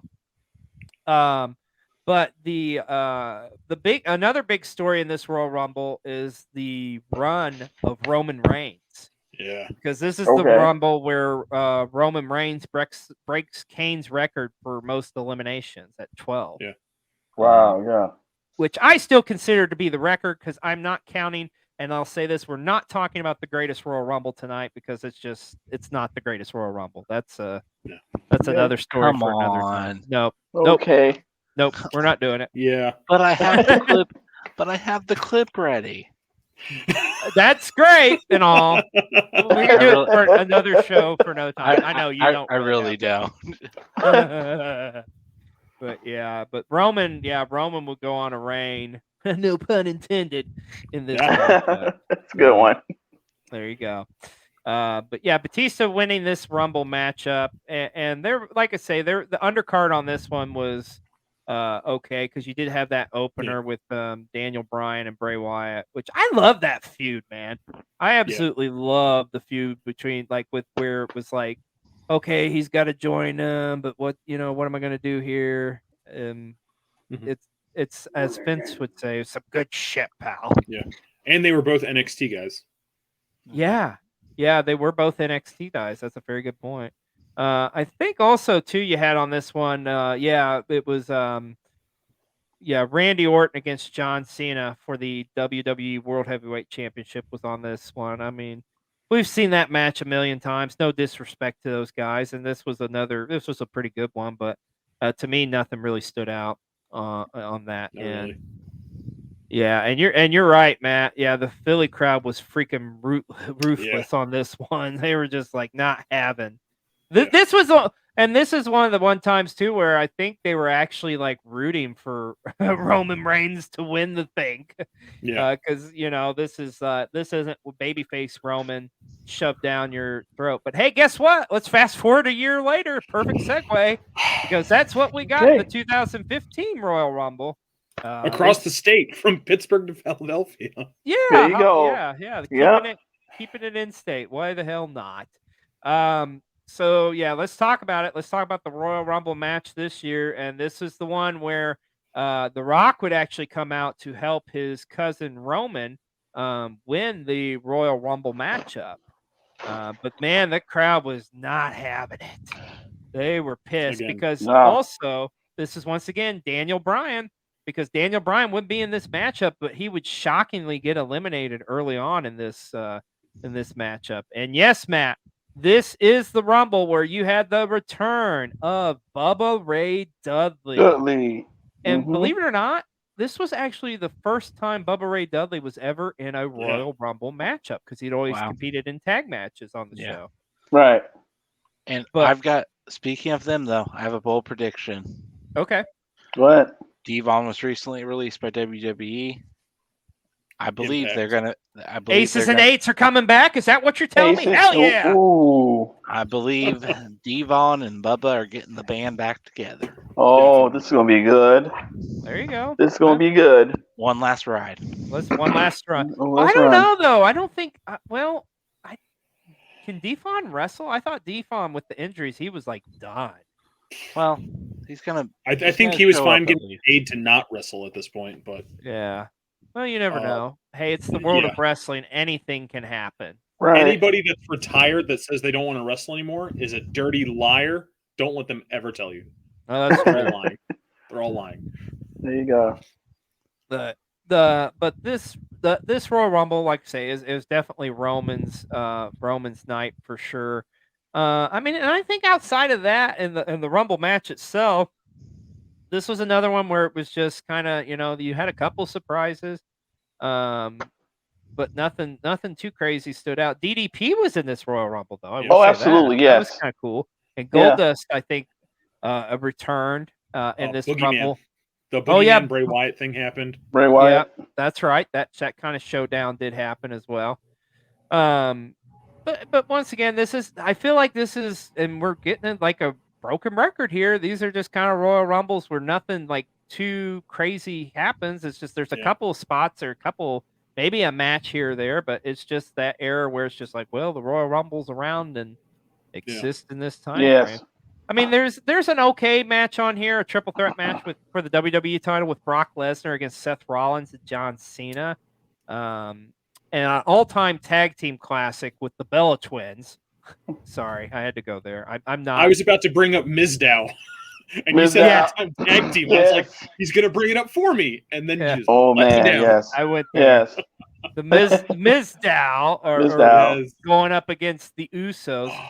Man, there's a lot of tag matches on this one, too. What about, I think there's like a pre-show match with the Ascension against the New Age Outlaws? Something. Like, no, it's Cesaro and Tyson Kidd against... the New Day, isn't it? Maybe. Like the New Day before the New Day was the New Day, pretty much. New Day. Probably. Yeah, back when they were still annoying and everyone just didn't like them. Yes. Yeah. Yeah, when they were still trying to do the like Preacher New Day stuff. Yeah. Yes. Which that was just awkward. So let's fast forward to the 2016 Royal Rumble, and there's some good stuff on this one. Now, interesting enough on this one, B-roll, this would be the second Royal Rumble ever to actually be where the winner wouldn't go to WrestleMania. No. The winner would actually become the WWE champion. But this is the first time where the WWE champion was forced to put it on the line. And, of course, your WWE champion was that one of Roman Reigns. But I think we all know what we remember most about this Rumble. Maybe the greatest surprise entrant of all time in a Royal Rumble. Easily. Like, because the music hits, you don't know who it is, and then you see the reaction of the crowd and see the fans, and holy shit, AJ Styles is finally in the WWE. Yes. Yeah.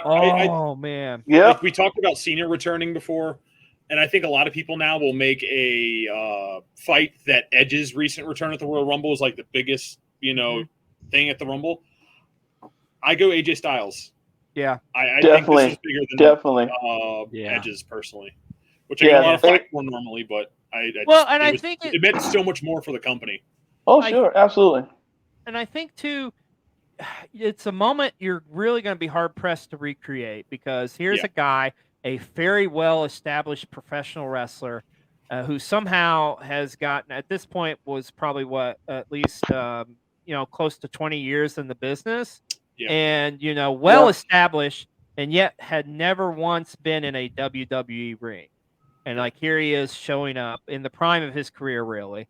It's just like, wow, it's like, it's one of those dream moment scenarios you always hope and pray happens. And when it did, it was like, holy shit. Yeah. And that crowd just went nuts. And just how appropriate, too, is he comes out to face off against the WWE champion against Roman Reigns. So, yeah.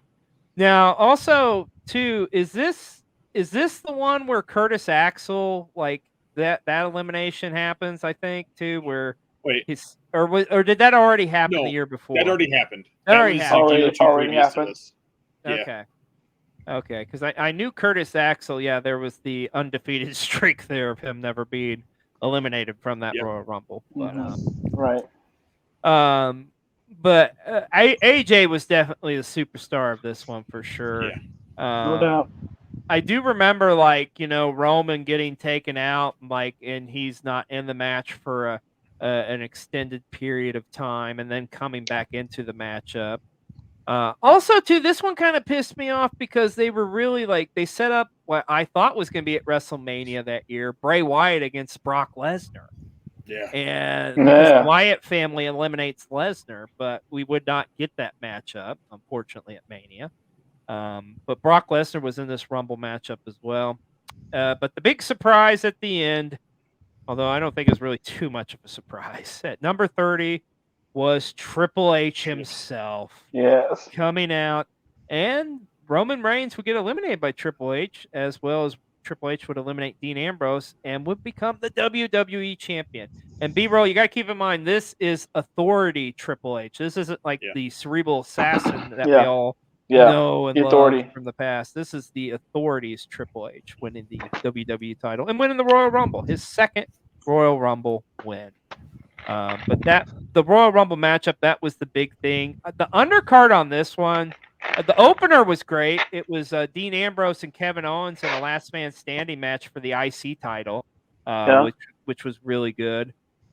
Oh, yeah. And the New Day does wrestle the Usos for the tag titles on this one as well. And Charlotte does go up against Becky Lynch for the butterfly title. Yeah. Title, yes. But this was this one, I think, if out of the ones we've been talking about, this one was a pretty good one because you got the biggest surprise right with AJ Styles showing up. Yeah, definitely upticking again. Yeah, absolutely. Yeah. All right, so let's get into the 2017 Royal Rumble matchup. And this one, I felt like the Rumble match itself, I was really surprised with the winner, because I really didn't see it coming. This one actually was the Randy Orton one this year. And at the time they really weren't pushing Randy Orton. He was actually kind of feuding with Bray Wyatt, or kind of was part of the Wyatt family, I think, at this point, that was a weird time frame of his career. But he would go on to win this Royal Rumble matchup. I do remember, like, once again with the NXT call-ups and stuff, there's a couple spots I remember, but I do remember everybody was pumped and hyped, hoping he would be at number 10, Ty Dillinger. Okay. Coming out at 10, and the crowd just freaking popped. Because that was his gimmick then, was the perfect 10 gimmick. I also remember, too, there's a spot in this one. You guys remember this with what was the guy from 205 Live, the European, Jack Gallagher. Gallagher. He comes out with his umbrella, and I think he like dives off the rope like Mary Poppins style with the fucking umbrella. Yeah. Does the like cannonball style thing with it? Yeah. Oh, absolutely, yeah. Like, oh, that's pretty neat. Like, you don't see that every day. And then this one was at the Alamo Dome. This one was in the Alamo Dome in San Antonio. Yep. Which is where this year's Royal Rumble is going to be. And a lot of great Royal Rumbles have occurred over the years in the Alamo Dome as well. This being one of them. But I think the biggest thing going into this Rumble was they were advertising that Goldberg, Brock Lesnar, and The Undertaker were all going to be in this Royal Rumble matchup.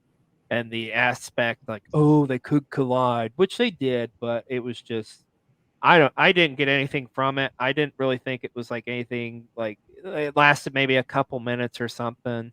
Like, you knew Goldberg was going to face Lesnar at Mania that year in some capacity.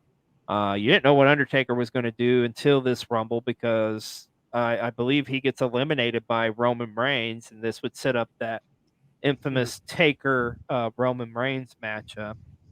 But like I say, this would be one where where Randy Orton will go on and win the Royal Rumble matchup. Now, on the undercard on this one, there's some decent stuff. I like the WWE Championship match is awesome, with AJ Styles against John Cena. Great match. Oh, that's a good one. That is a good one. And this is the one where John Cena ties the record for becoming a 16-time world champion. And there's also a no DQ match for the Universal Championship with Kevin Owens against Roman Reigns. Which it just dawned on me. This is an interesting statistic. Because we're getting ready for KO and Roman Reigns at this year's Royal Rumble. But you realize this is going to be the third time those guys have met for the title at the Royal Rumble pay-per-view? That's crazy. That's weird. I never even thought about that just until now. And the second, sorry about that. Go ahead. No, you go ahead. I'm about to say, and this will be the second time they're going to do it in San Antonio or Alamo Dome too? Yeah, that's true. Yeah, how crazy is that? That's weird, yeah. man. Could it be third time's the charm? Oh, it can be. On your tribal chief. Who knows? We're going to find out here in less than a week. Also on this card, you had Charlotte Flair against Bayley for the Raw Women's Championship. And that's pretty. Oh, there's a cruiserweight title matchup on this one. But yeah, to me, this is another one. It doesn't not anything really sticks out to me other than the WWE title match, which was freaking awesome. But the Rumble match itself, like I say, I was very surprised that Orton ended up being the winner.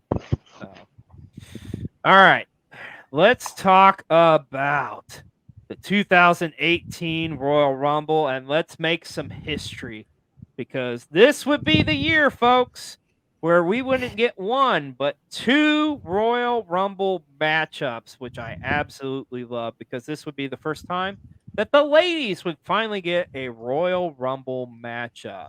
And that was like the big... Yeah, buddy. And that was like the big hype on this Royal Rumble this year. And hey, they would main event the Rumble, and rightfully so this year. Yeah. But it was cool just seeing all the ladies coming out, and you saw a lot of female wrestlers from the past in this one. You know, wrestlers like Molly Holly and Michelle McCool, Lita, of course Trish Stratus. I think the Bella Twins came back for this one too. Didn't go forget Kelly. And don't forget Kelly. Don't forget Kelly. Excuse me. And her too. Yes. And her too. Yep. But this one, of course, would end up the first Rumble being won by the female Rumble being run by Asuka. Would go on to win this Royal Rumble. And then everybody remembers the ending where she's staring down the champions of Alexa Bliss and Charlotte. And then the music hits and Ronda Rousey shows up in the WWE. And that was like their big moment, which I was just kind of like, at the time, I was like, oh, okay, cool. But I thought it took a little bit of a shine away from Asuka, but yeah, it is what it is. So, but that was a good Royal Rumble. But the men's Royal Rumble, I love the men's Royal Rumble this year because that was really good. Finally, my boy Shinsuke Nakamura would win the Royal Rumble matchup. And here's an interesting aspect that I don't think you'll ever see again. A year where not one but two Asian-born wrestlers would win the Royal Rumble. How about that? That's awesome. Yeah, that was awesome. Yeah, but I love Nakamura winning this because it come down to him and Roman Reigns, and you're like, son of a bitch. Roman's gonna win this damn thing. Gonna be just the same shit over again. But no, Roman would not win this, and Shinsuke would win. I also think too. I think Shinsuke, now I'm thinking about this, I think Shinsuke is the first guy from NXT to win the Royal Rumble matchup. Yeah. Well, I guess you can. Yeah, I don't know. I think so. Do you count Roman? I guess you count Roman. I don't know. Let's put it this way: from where NXT was actively airing on the WWE network. Yes. Roman was technically an FCW guy. I don't think he ever touched. That's true. NXT, that is, to be fair. Yeah. Basically the same company, but not the same thing. Yeah. I also remember in this one too the pop that Andrade Almas got coming out because he had Adam Cole. Yeah, and I remember both of those guys had tremendous matches the night before on that NXT Takeover show. Yes, So it was cool seeing the NXT guys in this matchup. But like I say, man, Shinsuke Nakamura winning this one. There was a couple kind of like little like layup surprises, I think, kind of like comedic moments, if you will, because the Hurricane was in this Royal Rumble. Yes, of course. You got to love it anytime you get some Hurricane in it. And I think another surprise in this one too was I think this is when Rey Mysterio came back, and it was like, oh shit, Ray's in it. Yep. Mm-hmm. Him and him, Goldust, and Rhino. Too. Yeah, there was a couple in this one. Yeah. Mm-hmm. But definitely highlighted by those Royal Rumble matchups. You also had a triple threat for the Universal title with Brock Lesnar against Kane and Braun Strowman. Mm-hmm. And that's the one where I believe where Lesnar like gives a receipt to Strowman. Yeah. Yeah. And yeah, calm down. Yeah, it's gonna be okay. Calm down. Also, there's a handicap match for the WWE title with AJ Styles against Kevin Owens and Sami Zayn on this one.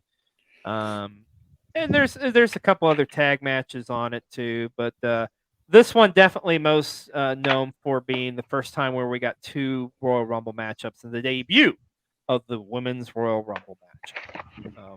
Well, we're getting down to the wire here, folks. So let's talk about the 2019 Royal Rumble matchup, or the Royal Rumble pay-per-view itself. Once again, you're getting a men's and a female Royal Rumble match. The men's would headline the show this year. And you would see Seth Rollins, not Seth freaking Rollins yet, but Seth Rollins would win the men's Royal Rumble. And interestingly enough, his future wife, Becky Lynch, would win the women's Royal Rumble. Keeping it in the household. Yeah. Keep it in the family. Mm-hmm, for sure.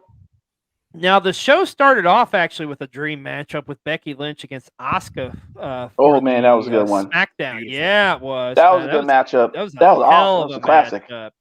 Yeah, a great opener. Mm-hmm. And that's another one I'd say is a hidden gem that doesn't get nearly enough credit. But Asuka would end up defeating Becky Lynch, and thus that's why Becky would go on to be in the Royal Rumble. And keep in mind, folks, too, this is the man, Becky Lynch. This is like at the height of her, huge singles push. There's another great women's match on this. Sasha Banks against Ronda Rousey for the Raw Women's Championship happens on this pay-per-view as well. Mm-hmm. And then you also get the new Daniel Bryan. Remember, this is Daniel Bryan at the height of his, hugging trees, and we got to save the planet. Can I just say that's like one of my favorite belt designs for a character? Yeah. Stupid as the eco-friendly belt. Yeah. Oh man, yes. That was awesome. That was crazy. I loved this version of Daniel Bryan. And he had a hell of a matchup with AJ Styles for the WWE title on this show. Yes, that was really cool. And speaking of a hell of a matchup for the world title, how about Brock Lesnar challenging for defending the Universal title against Finn Balor? Ooh, man. First time those guys ever went one-on-one with each other. And I like this too, because at this point, it's like Lesnar's kind of getting to choose his opponents, and it's like he's picking guys he hasn't worked with yet. And you wouldn't necessarily think, like, I want to see that matchup. But it's a short one, but I still like watching Balor and Brock Lesnar. And I'd say, too, it's kind of a little bit of a hidden gem, in my opinion. I think it's a pretty good matchup. Cool. I don't think it's as good as the Daniel Bryan AJ Styles matchup, but it's right up there. I also, too, remember this Royal Rumble just being stupid long, too, man. I think this is like almost a 5.5 hour pay-per-view. Yeah, but I mean, they had a lot of matches. A whole lot of it. Because they'd started doing a bunch of matches before the show even started. Yep. Because, network was running rampant and whatnot at this point. So it was like, you had to start watching at like 5 o'clock. Yeah. Yeah. Now, in the women's Royal Rumble matchup, what I remember a lot about was this was kind of, I felt like, for at least being on the main roster, I felt like this was really Lacey Evans' coming out party, because she ends up being the, I think she's number 1 in the Rumble match, but she lasts for a long time and gets a couple of eliminations too. And she has I remember there's a great moment in this matchup where she has a showdown with Charlotte Flair. Yes. And it was just like, oh, that would be a pretty badass moment. And then also you had a lot of NXT talent was in this one too at the time, like Kairi Sane, Candice LeRae, Xia Li. Also, too, this is the first time where you really saw like a female do the Kofi spot with the gymnast Casey Katzenauer, yeah. Yeah, she does some crazy shit in this where she does like a handstand and like somehow gets back into the ring. It's just like, wow, how the hell? Yeah. This is also Rhea Ripley's first big show. Yes, it is. Rhea Ripley's, and they bring her in from NXT UK. Yeah. But Becky Lynch would come out, and she would actually wasn't announced for it. What had happened was, I think, earlier in the night, oh my God, I can't think of her name. Rusev's wife, Lana. She was injured. She was injured, and ended up she couldn't compete. So Becky comes out, and they're just like, fuck it, go in there. You're in the Rumble now, and of course she would go on to win the matchup.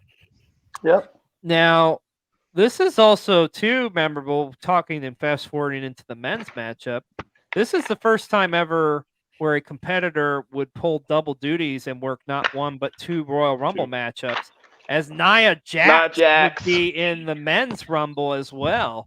It was just comical because she comes out and jumps R-Truth and takes his spot. And just I'll never forget, she gets in the ring and she's beating the shit out of everybody, and the guys are kind of just like, I don't know.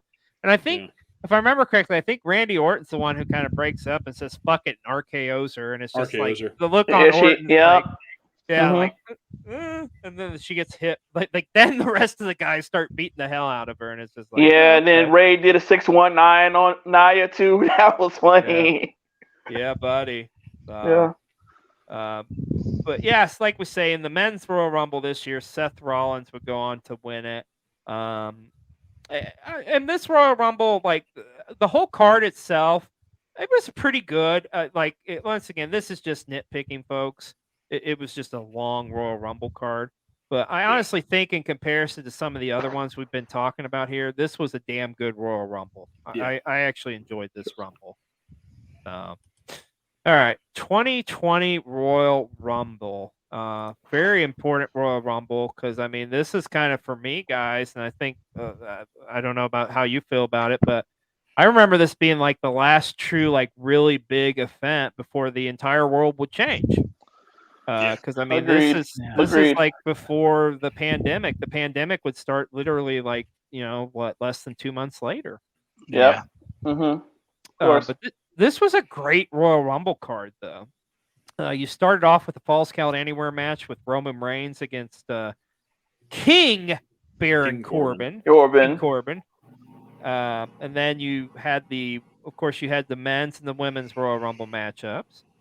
You had a really good SmackDown Women's title matchup, I thought, like with Lacey Evans against Bayley.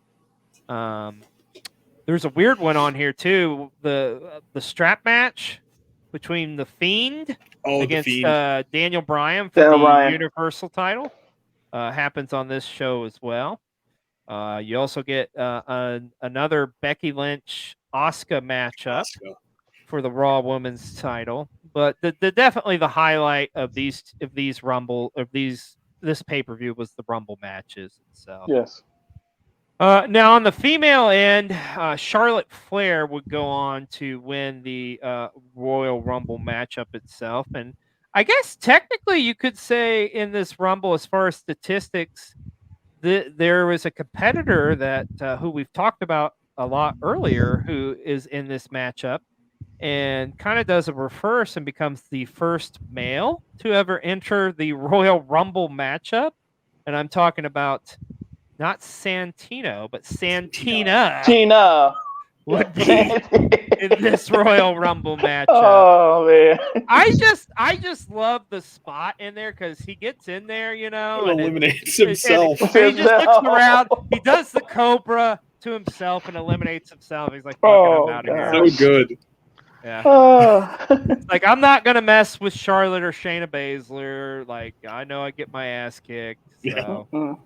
Talk about knowing your job. Right? Yeah. Absolutely. Now, this one didn't really have a whole ton of surprises in it. Like, you did have like Santino was probably the biggest, I guess you could say. Mighty Molly. I was gonna say you did get Mighty Molly. Yeah, Molly. Not Molly Holly, but Mighty Molly. Molly, of course. Kelly was in there also. Kelly was in this one as well. Let's see. A lot of Tony Storm was in this one too.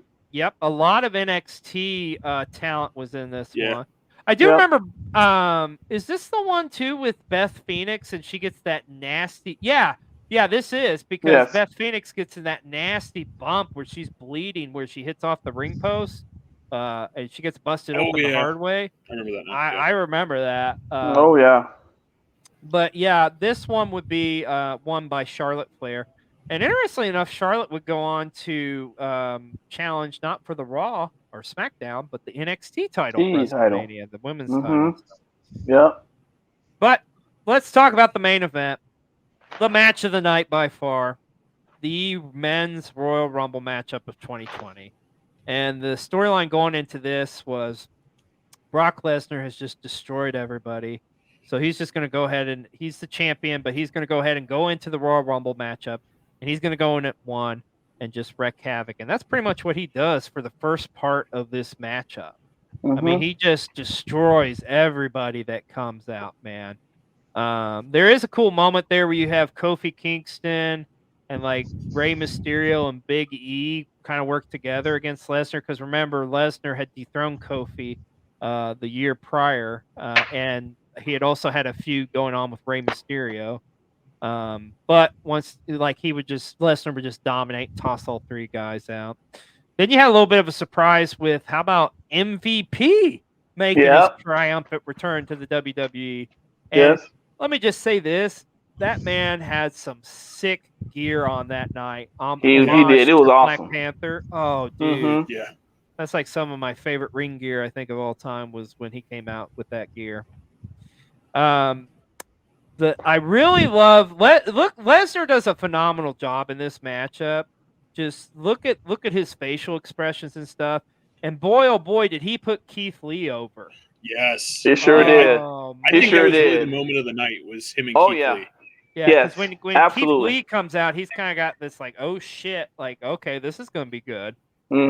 Yeah, because this isn't like the other guys that's come in. This is a threat, essentially. Yes. And then the big surprise in this is Lesnar finally getting eliminated by Drew McIntyre. And Drew McIntyre finally, holy shit, getting his moment. Yeah. Of course, Drew would win this Royal Rumble matchup. But folks, we got to talk about it. The moment of the night by far. One of the greatest Royal Rumble surprises. We mentioned AJ, but this is right up there. The triumphant return of Edge. Oh my God! You talk about maybe the biggest scene in wrestling where grown men were crying since maybe Miss Elizabeth come out and saved the Macho Man at WrestleMania 7. Yes, it was just like holy shit. Absolutely. Oh. And I love to. I don't know about you guys, but I'm one of those types, creature of habit. I will go back and probably rewatch just this entrance alone on YouTube, probably 20 or 30 times a year. Edge's face. His face. Yes, just his face. Oh my God. Amazing. To kind of sidebar for just a hair. I mentioned before I thought AJ's was bigger for wrestling and whatnot.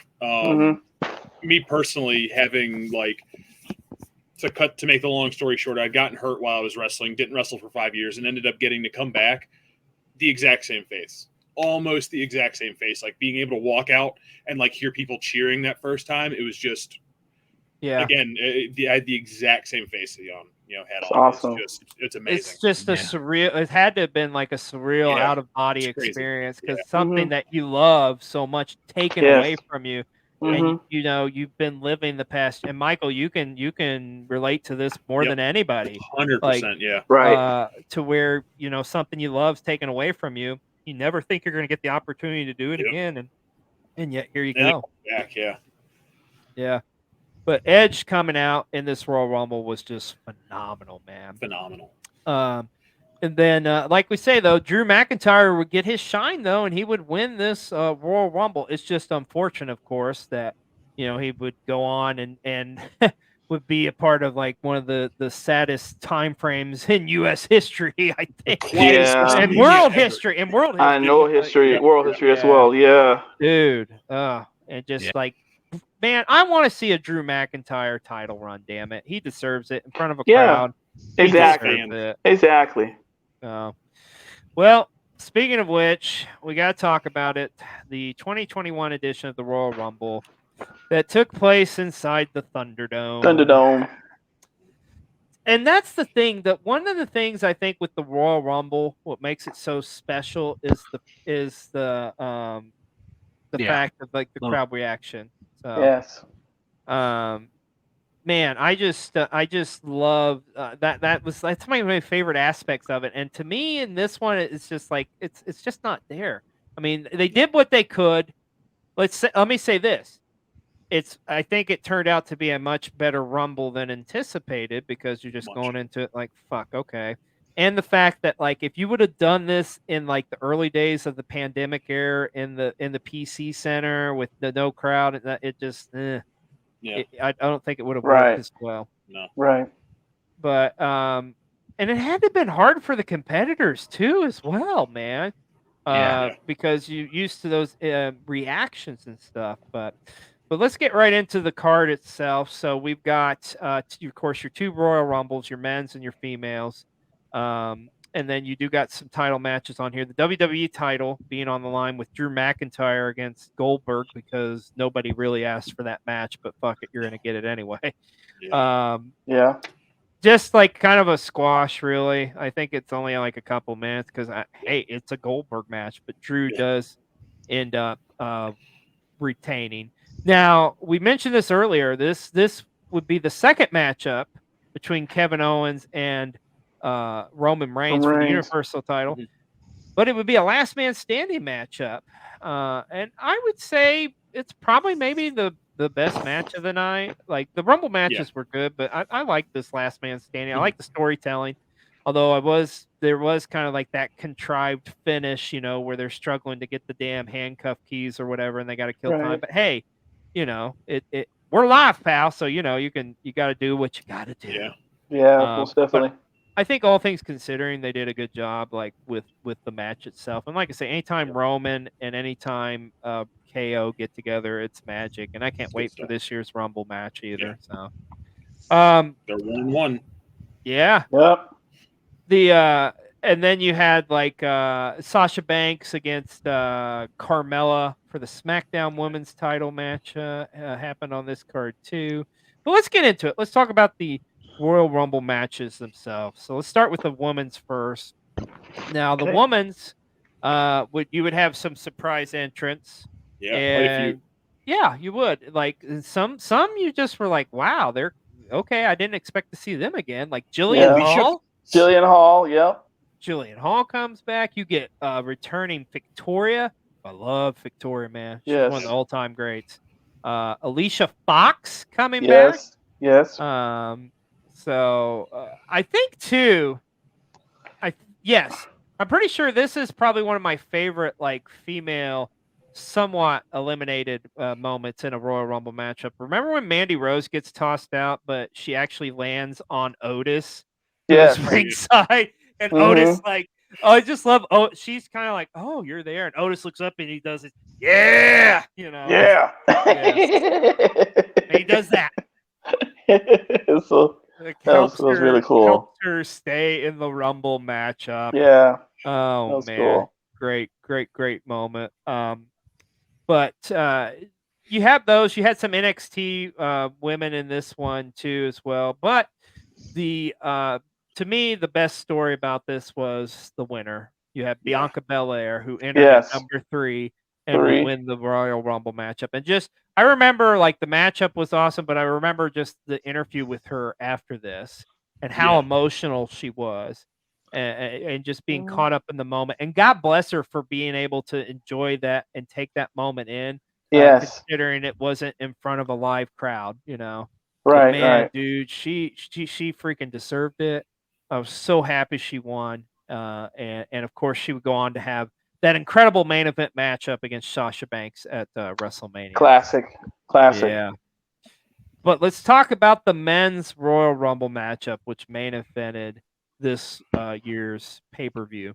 And there's some stuff that happens on this, but to me, the biggest thing was the return of Captain Charisma, baby.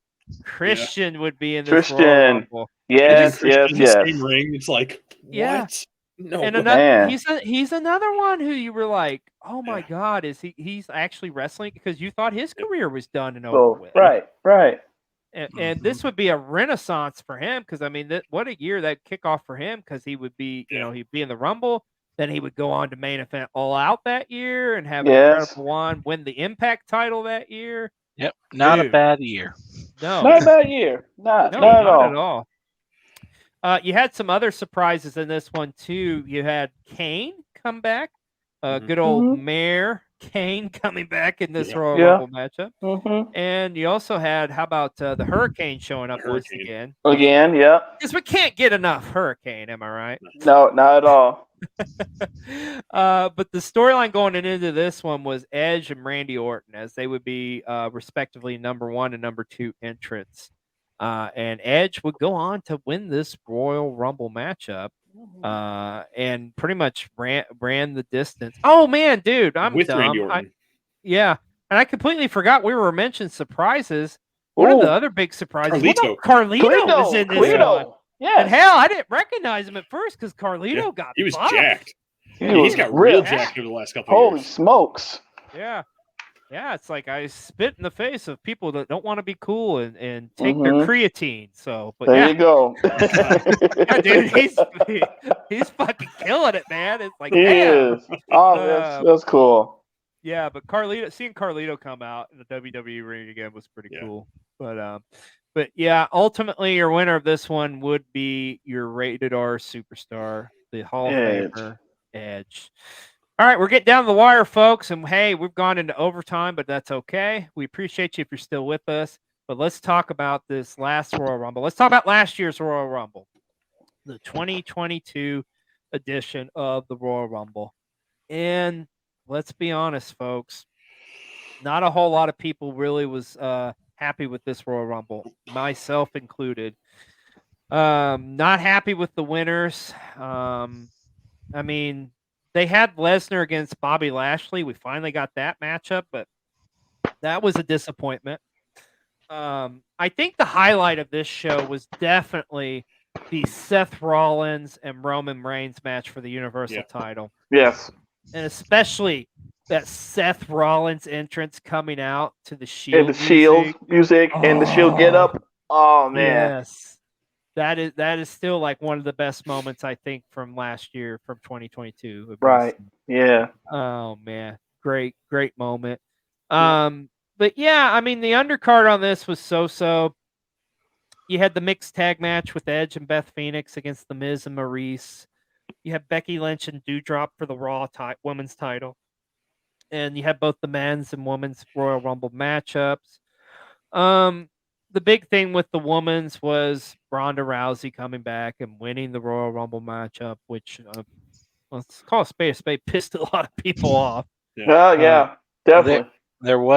This is the one where they did, Mickie James was in it, and they did acknowledge that she was Impact champion. Impact champion. To me, that was really cool. That was like one of the best moments of the Rumble. Yeah. And her just hearing, not like, the Mickie James, but hearing the hardcore country. Yeah.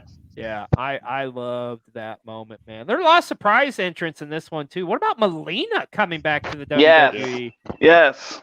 Yeah. Cool. Very cool. That was awesome. You got a returning Michelle McCool. Cool. You had Kelly once again get a spot. Again. There was a lot of girls coming back in this one, too. Yeah. One of the moments I loved in this one was Sarah Logan. Okay. Coming back, and the Sarah Logan and Liv Morgan having that moment of just like, oh, that's cute. They're back together again. Yay. And then Morgan's gone. Yeah. Yeah. Summer Rae was in this Royal Rumble too. She made a surprise. Absolutely. Yeah. Ivory was in it too. Yep. Right. Sister Ivory. Gotta love Ivory. There was a lot too. Lita was in this Royal Rumble. Mighty Molly again. Brie Bella. Dare I twins. dare I say, I think this Women's Royal Rumble match, there was more like Hall of Famers / like unsigned talent in this one than there was actually females from the Raw or SmackDown roster. Right. Yeah. But the biggest moment was definitely the Mickie James coming out. Yeah. But like we say, Ronda would win the Women's Royal Rumble matchup. Your main event of the night would be your men's Royal Rumble matchup. And once again, another letdown. A lot of people were pissed off because Brock Lesnar would go on and win this matchup. Also, too, I think like we were expecting a lot more surprises in the men's Royal Rumble.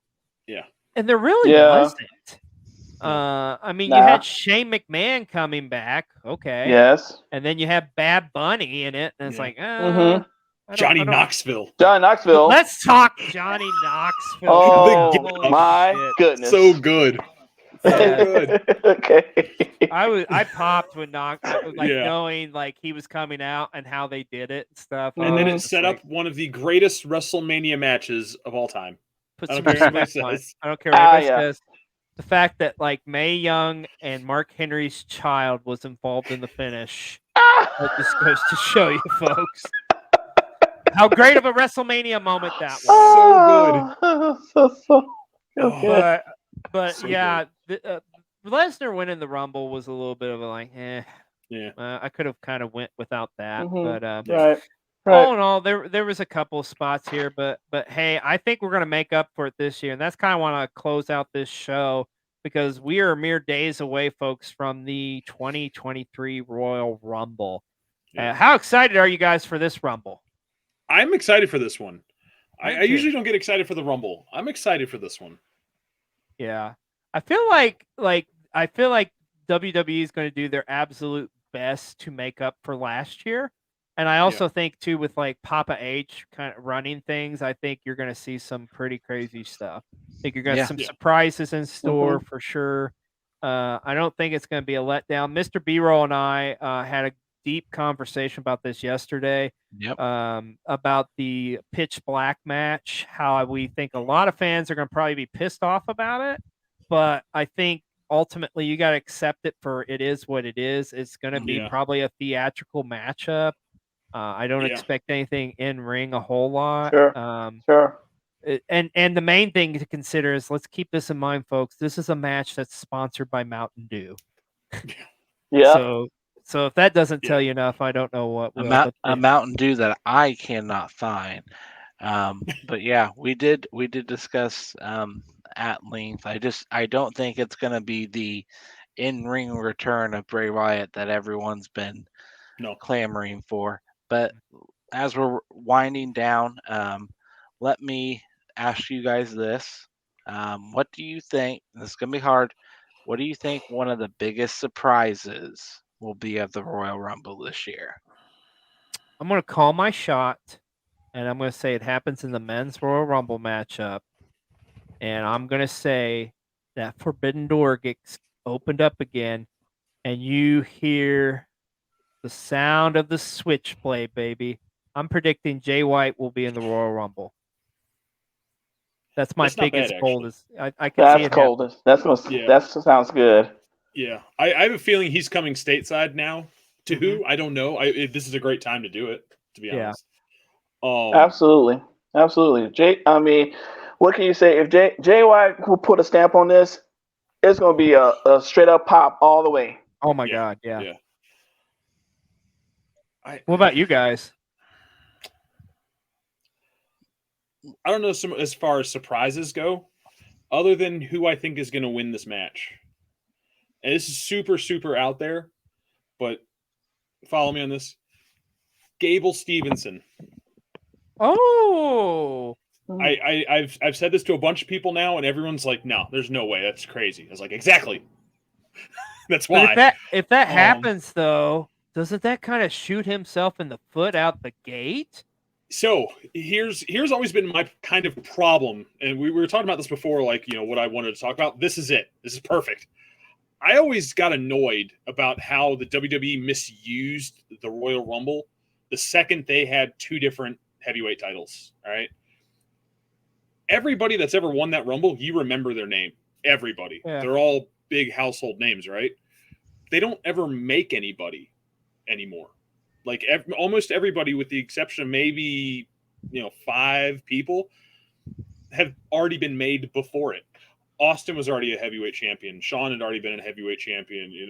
Most of those guys that we talked about had been a heavyweight champion beforehand. Yeah. Whereas you look at a match like Money in the Bank, how many of those guys won their first heavyweight title because of it? Yeah. CM Punk, Edge, that guy, who's heard of him, and the list goes on. They never do it with the Rumble. They have 2 different heavyweight titles. One of them's the Rumble winner. The other's the story, line that they normally do. Make people. Yeah. And I think it's the perfect time to do it.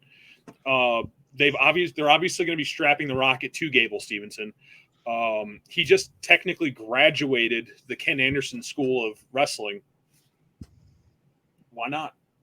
Just front of the line him, instantly make a new star. That would be a gutsy move. There's another one out there too that's been suggested, and this is from our good friend Hambone. Or I don't think he suggested this would happen, but how crazy would this be? And I think this would be the year to do it if you got the balls to do it. But what if you get down to the 30th entrant and 20, whoever's left, the last 2 eliminate each other, and then the Rumble's pretty much over, and that 30th entrant, what if it's Sami Zayn? And he comes out, and it's just he wins by I was thinking. I know what I was just thinking about that too. Now that would be very smart. That would be very smart for Sami to do that. But think how amazing. Think of the visuals that would be, because Sami, it would be this moment of jubilation, but also oh no, I fucked up. I'm going to mess this up for my tribal chief. Yeah. And they have that. You have that whole minute of just sitting and waiting. Who's 30? Who's 30? Who's 30? Mm-hmm. Yeah. And then 30 walks in, gets in the ring, and just raises their hand. God, yeah. that'd be cool. That would be a ballsy maneuver. I tell you what, a lot of people's talking about the men's, but nobody enough really talking about the female. Who do you guys think is going to win the females Rumble? Wow. Because there's not a whole lot really going into it, I don't think. Well, I mean, luckily Charlotte's already a champion. Yeah. Yeah. I think Raquel Rodriguez is a good shot. Oh.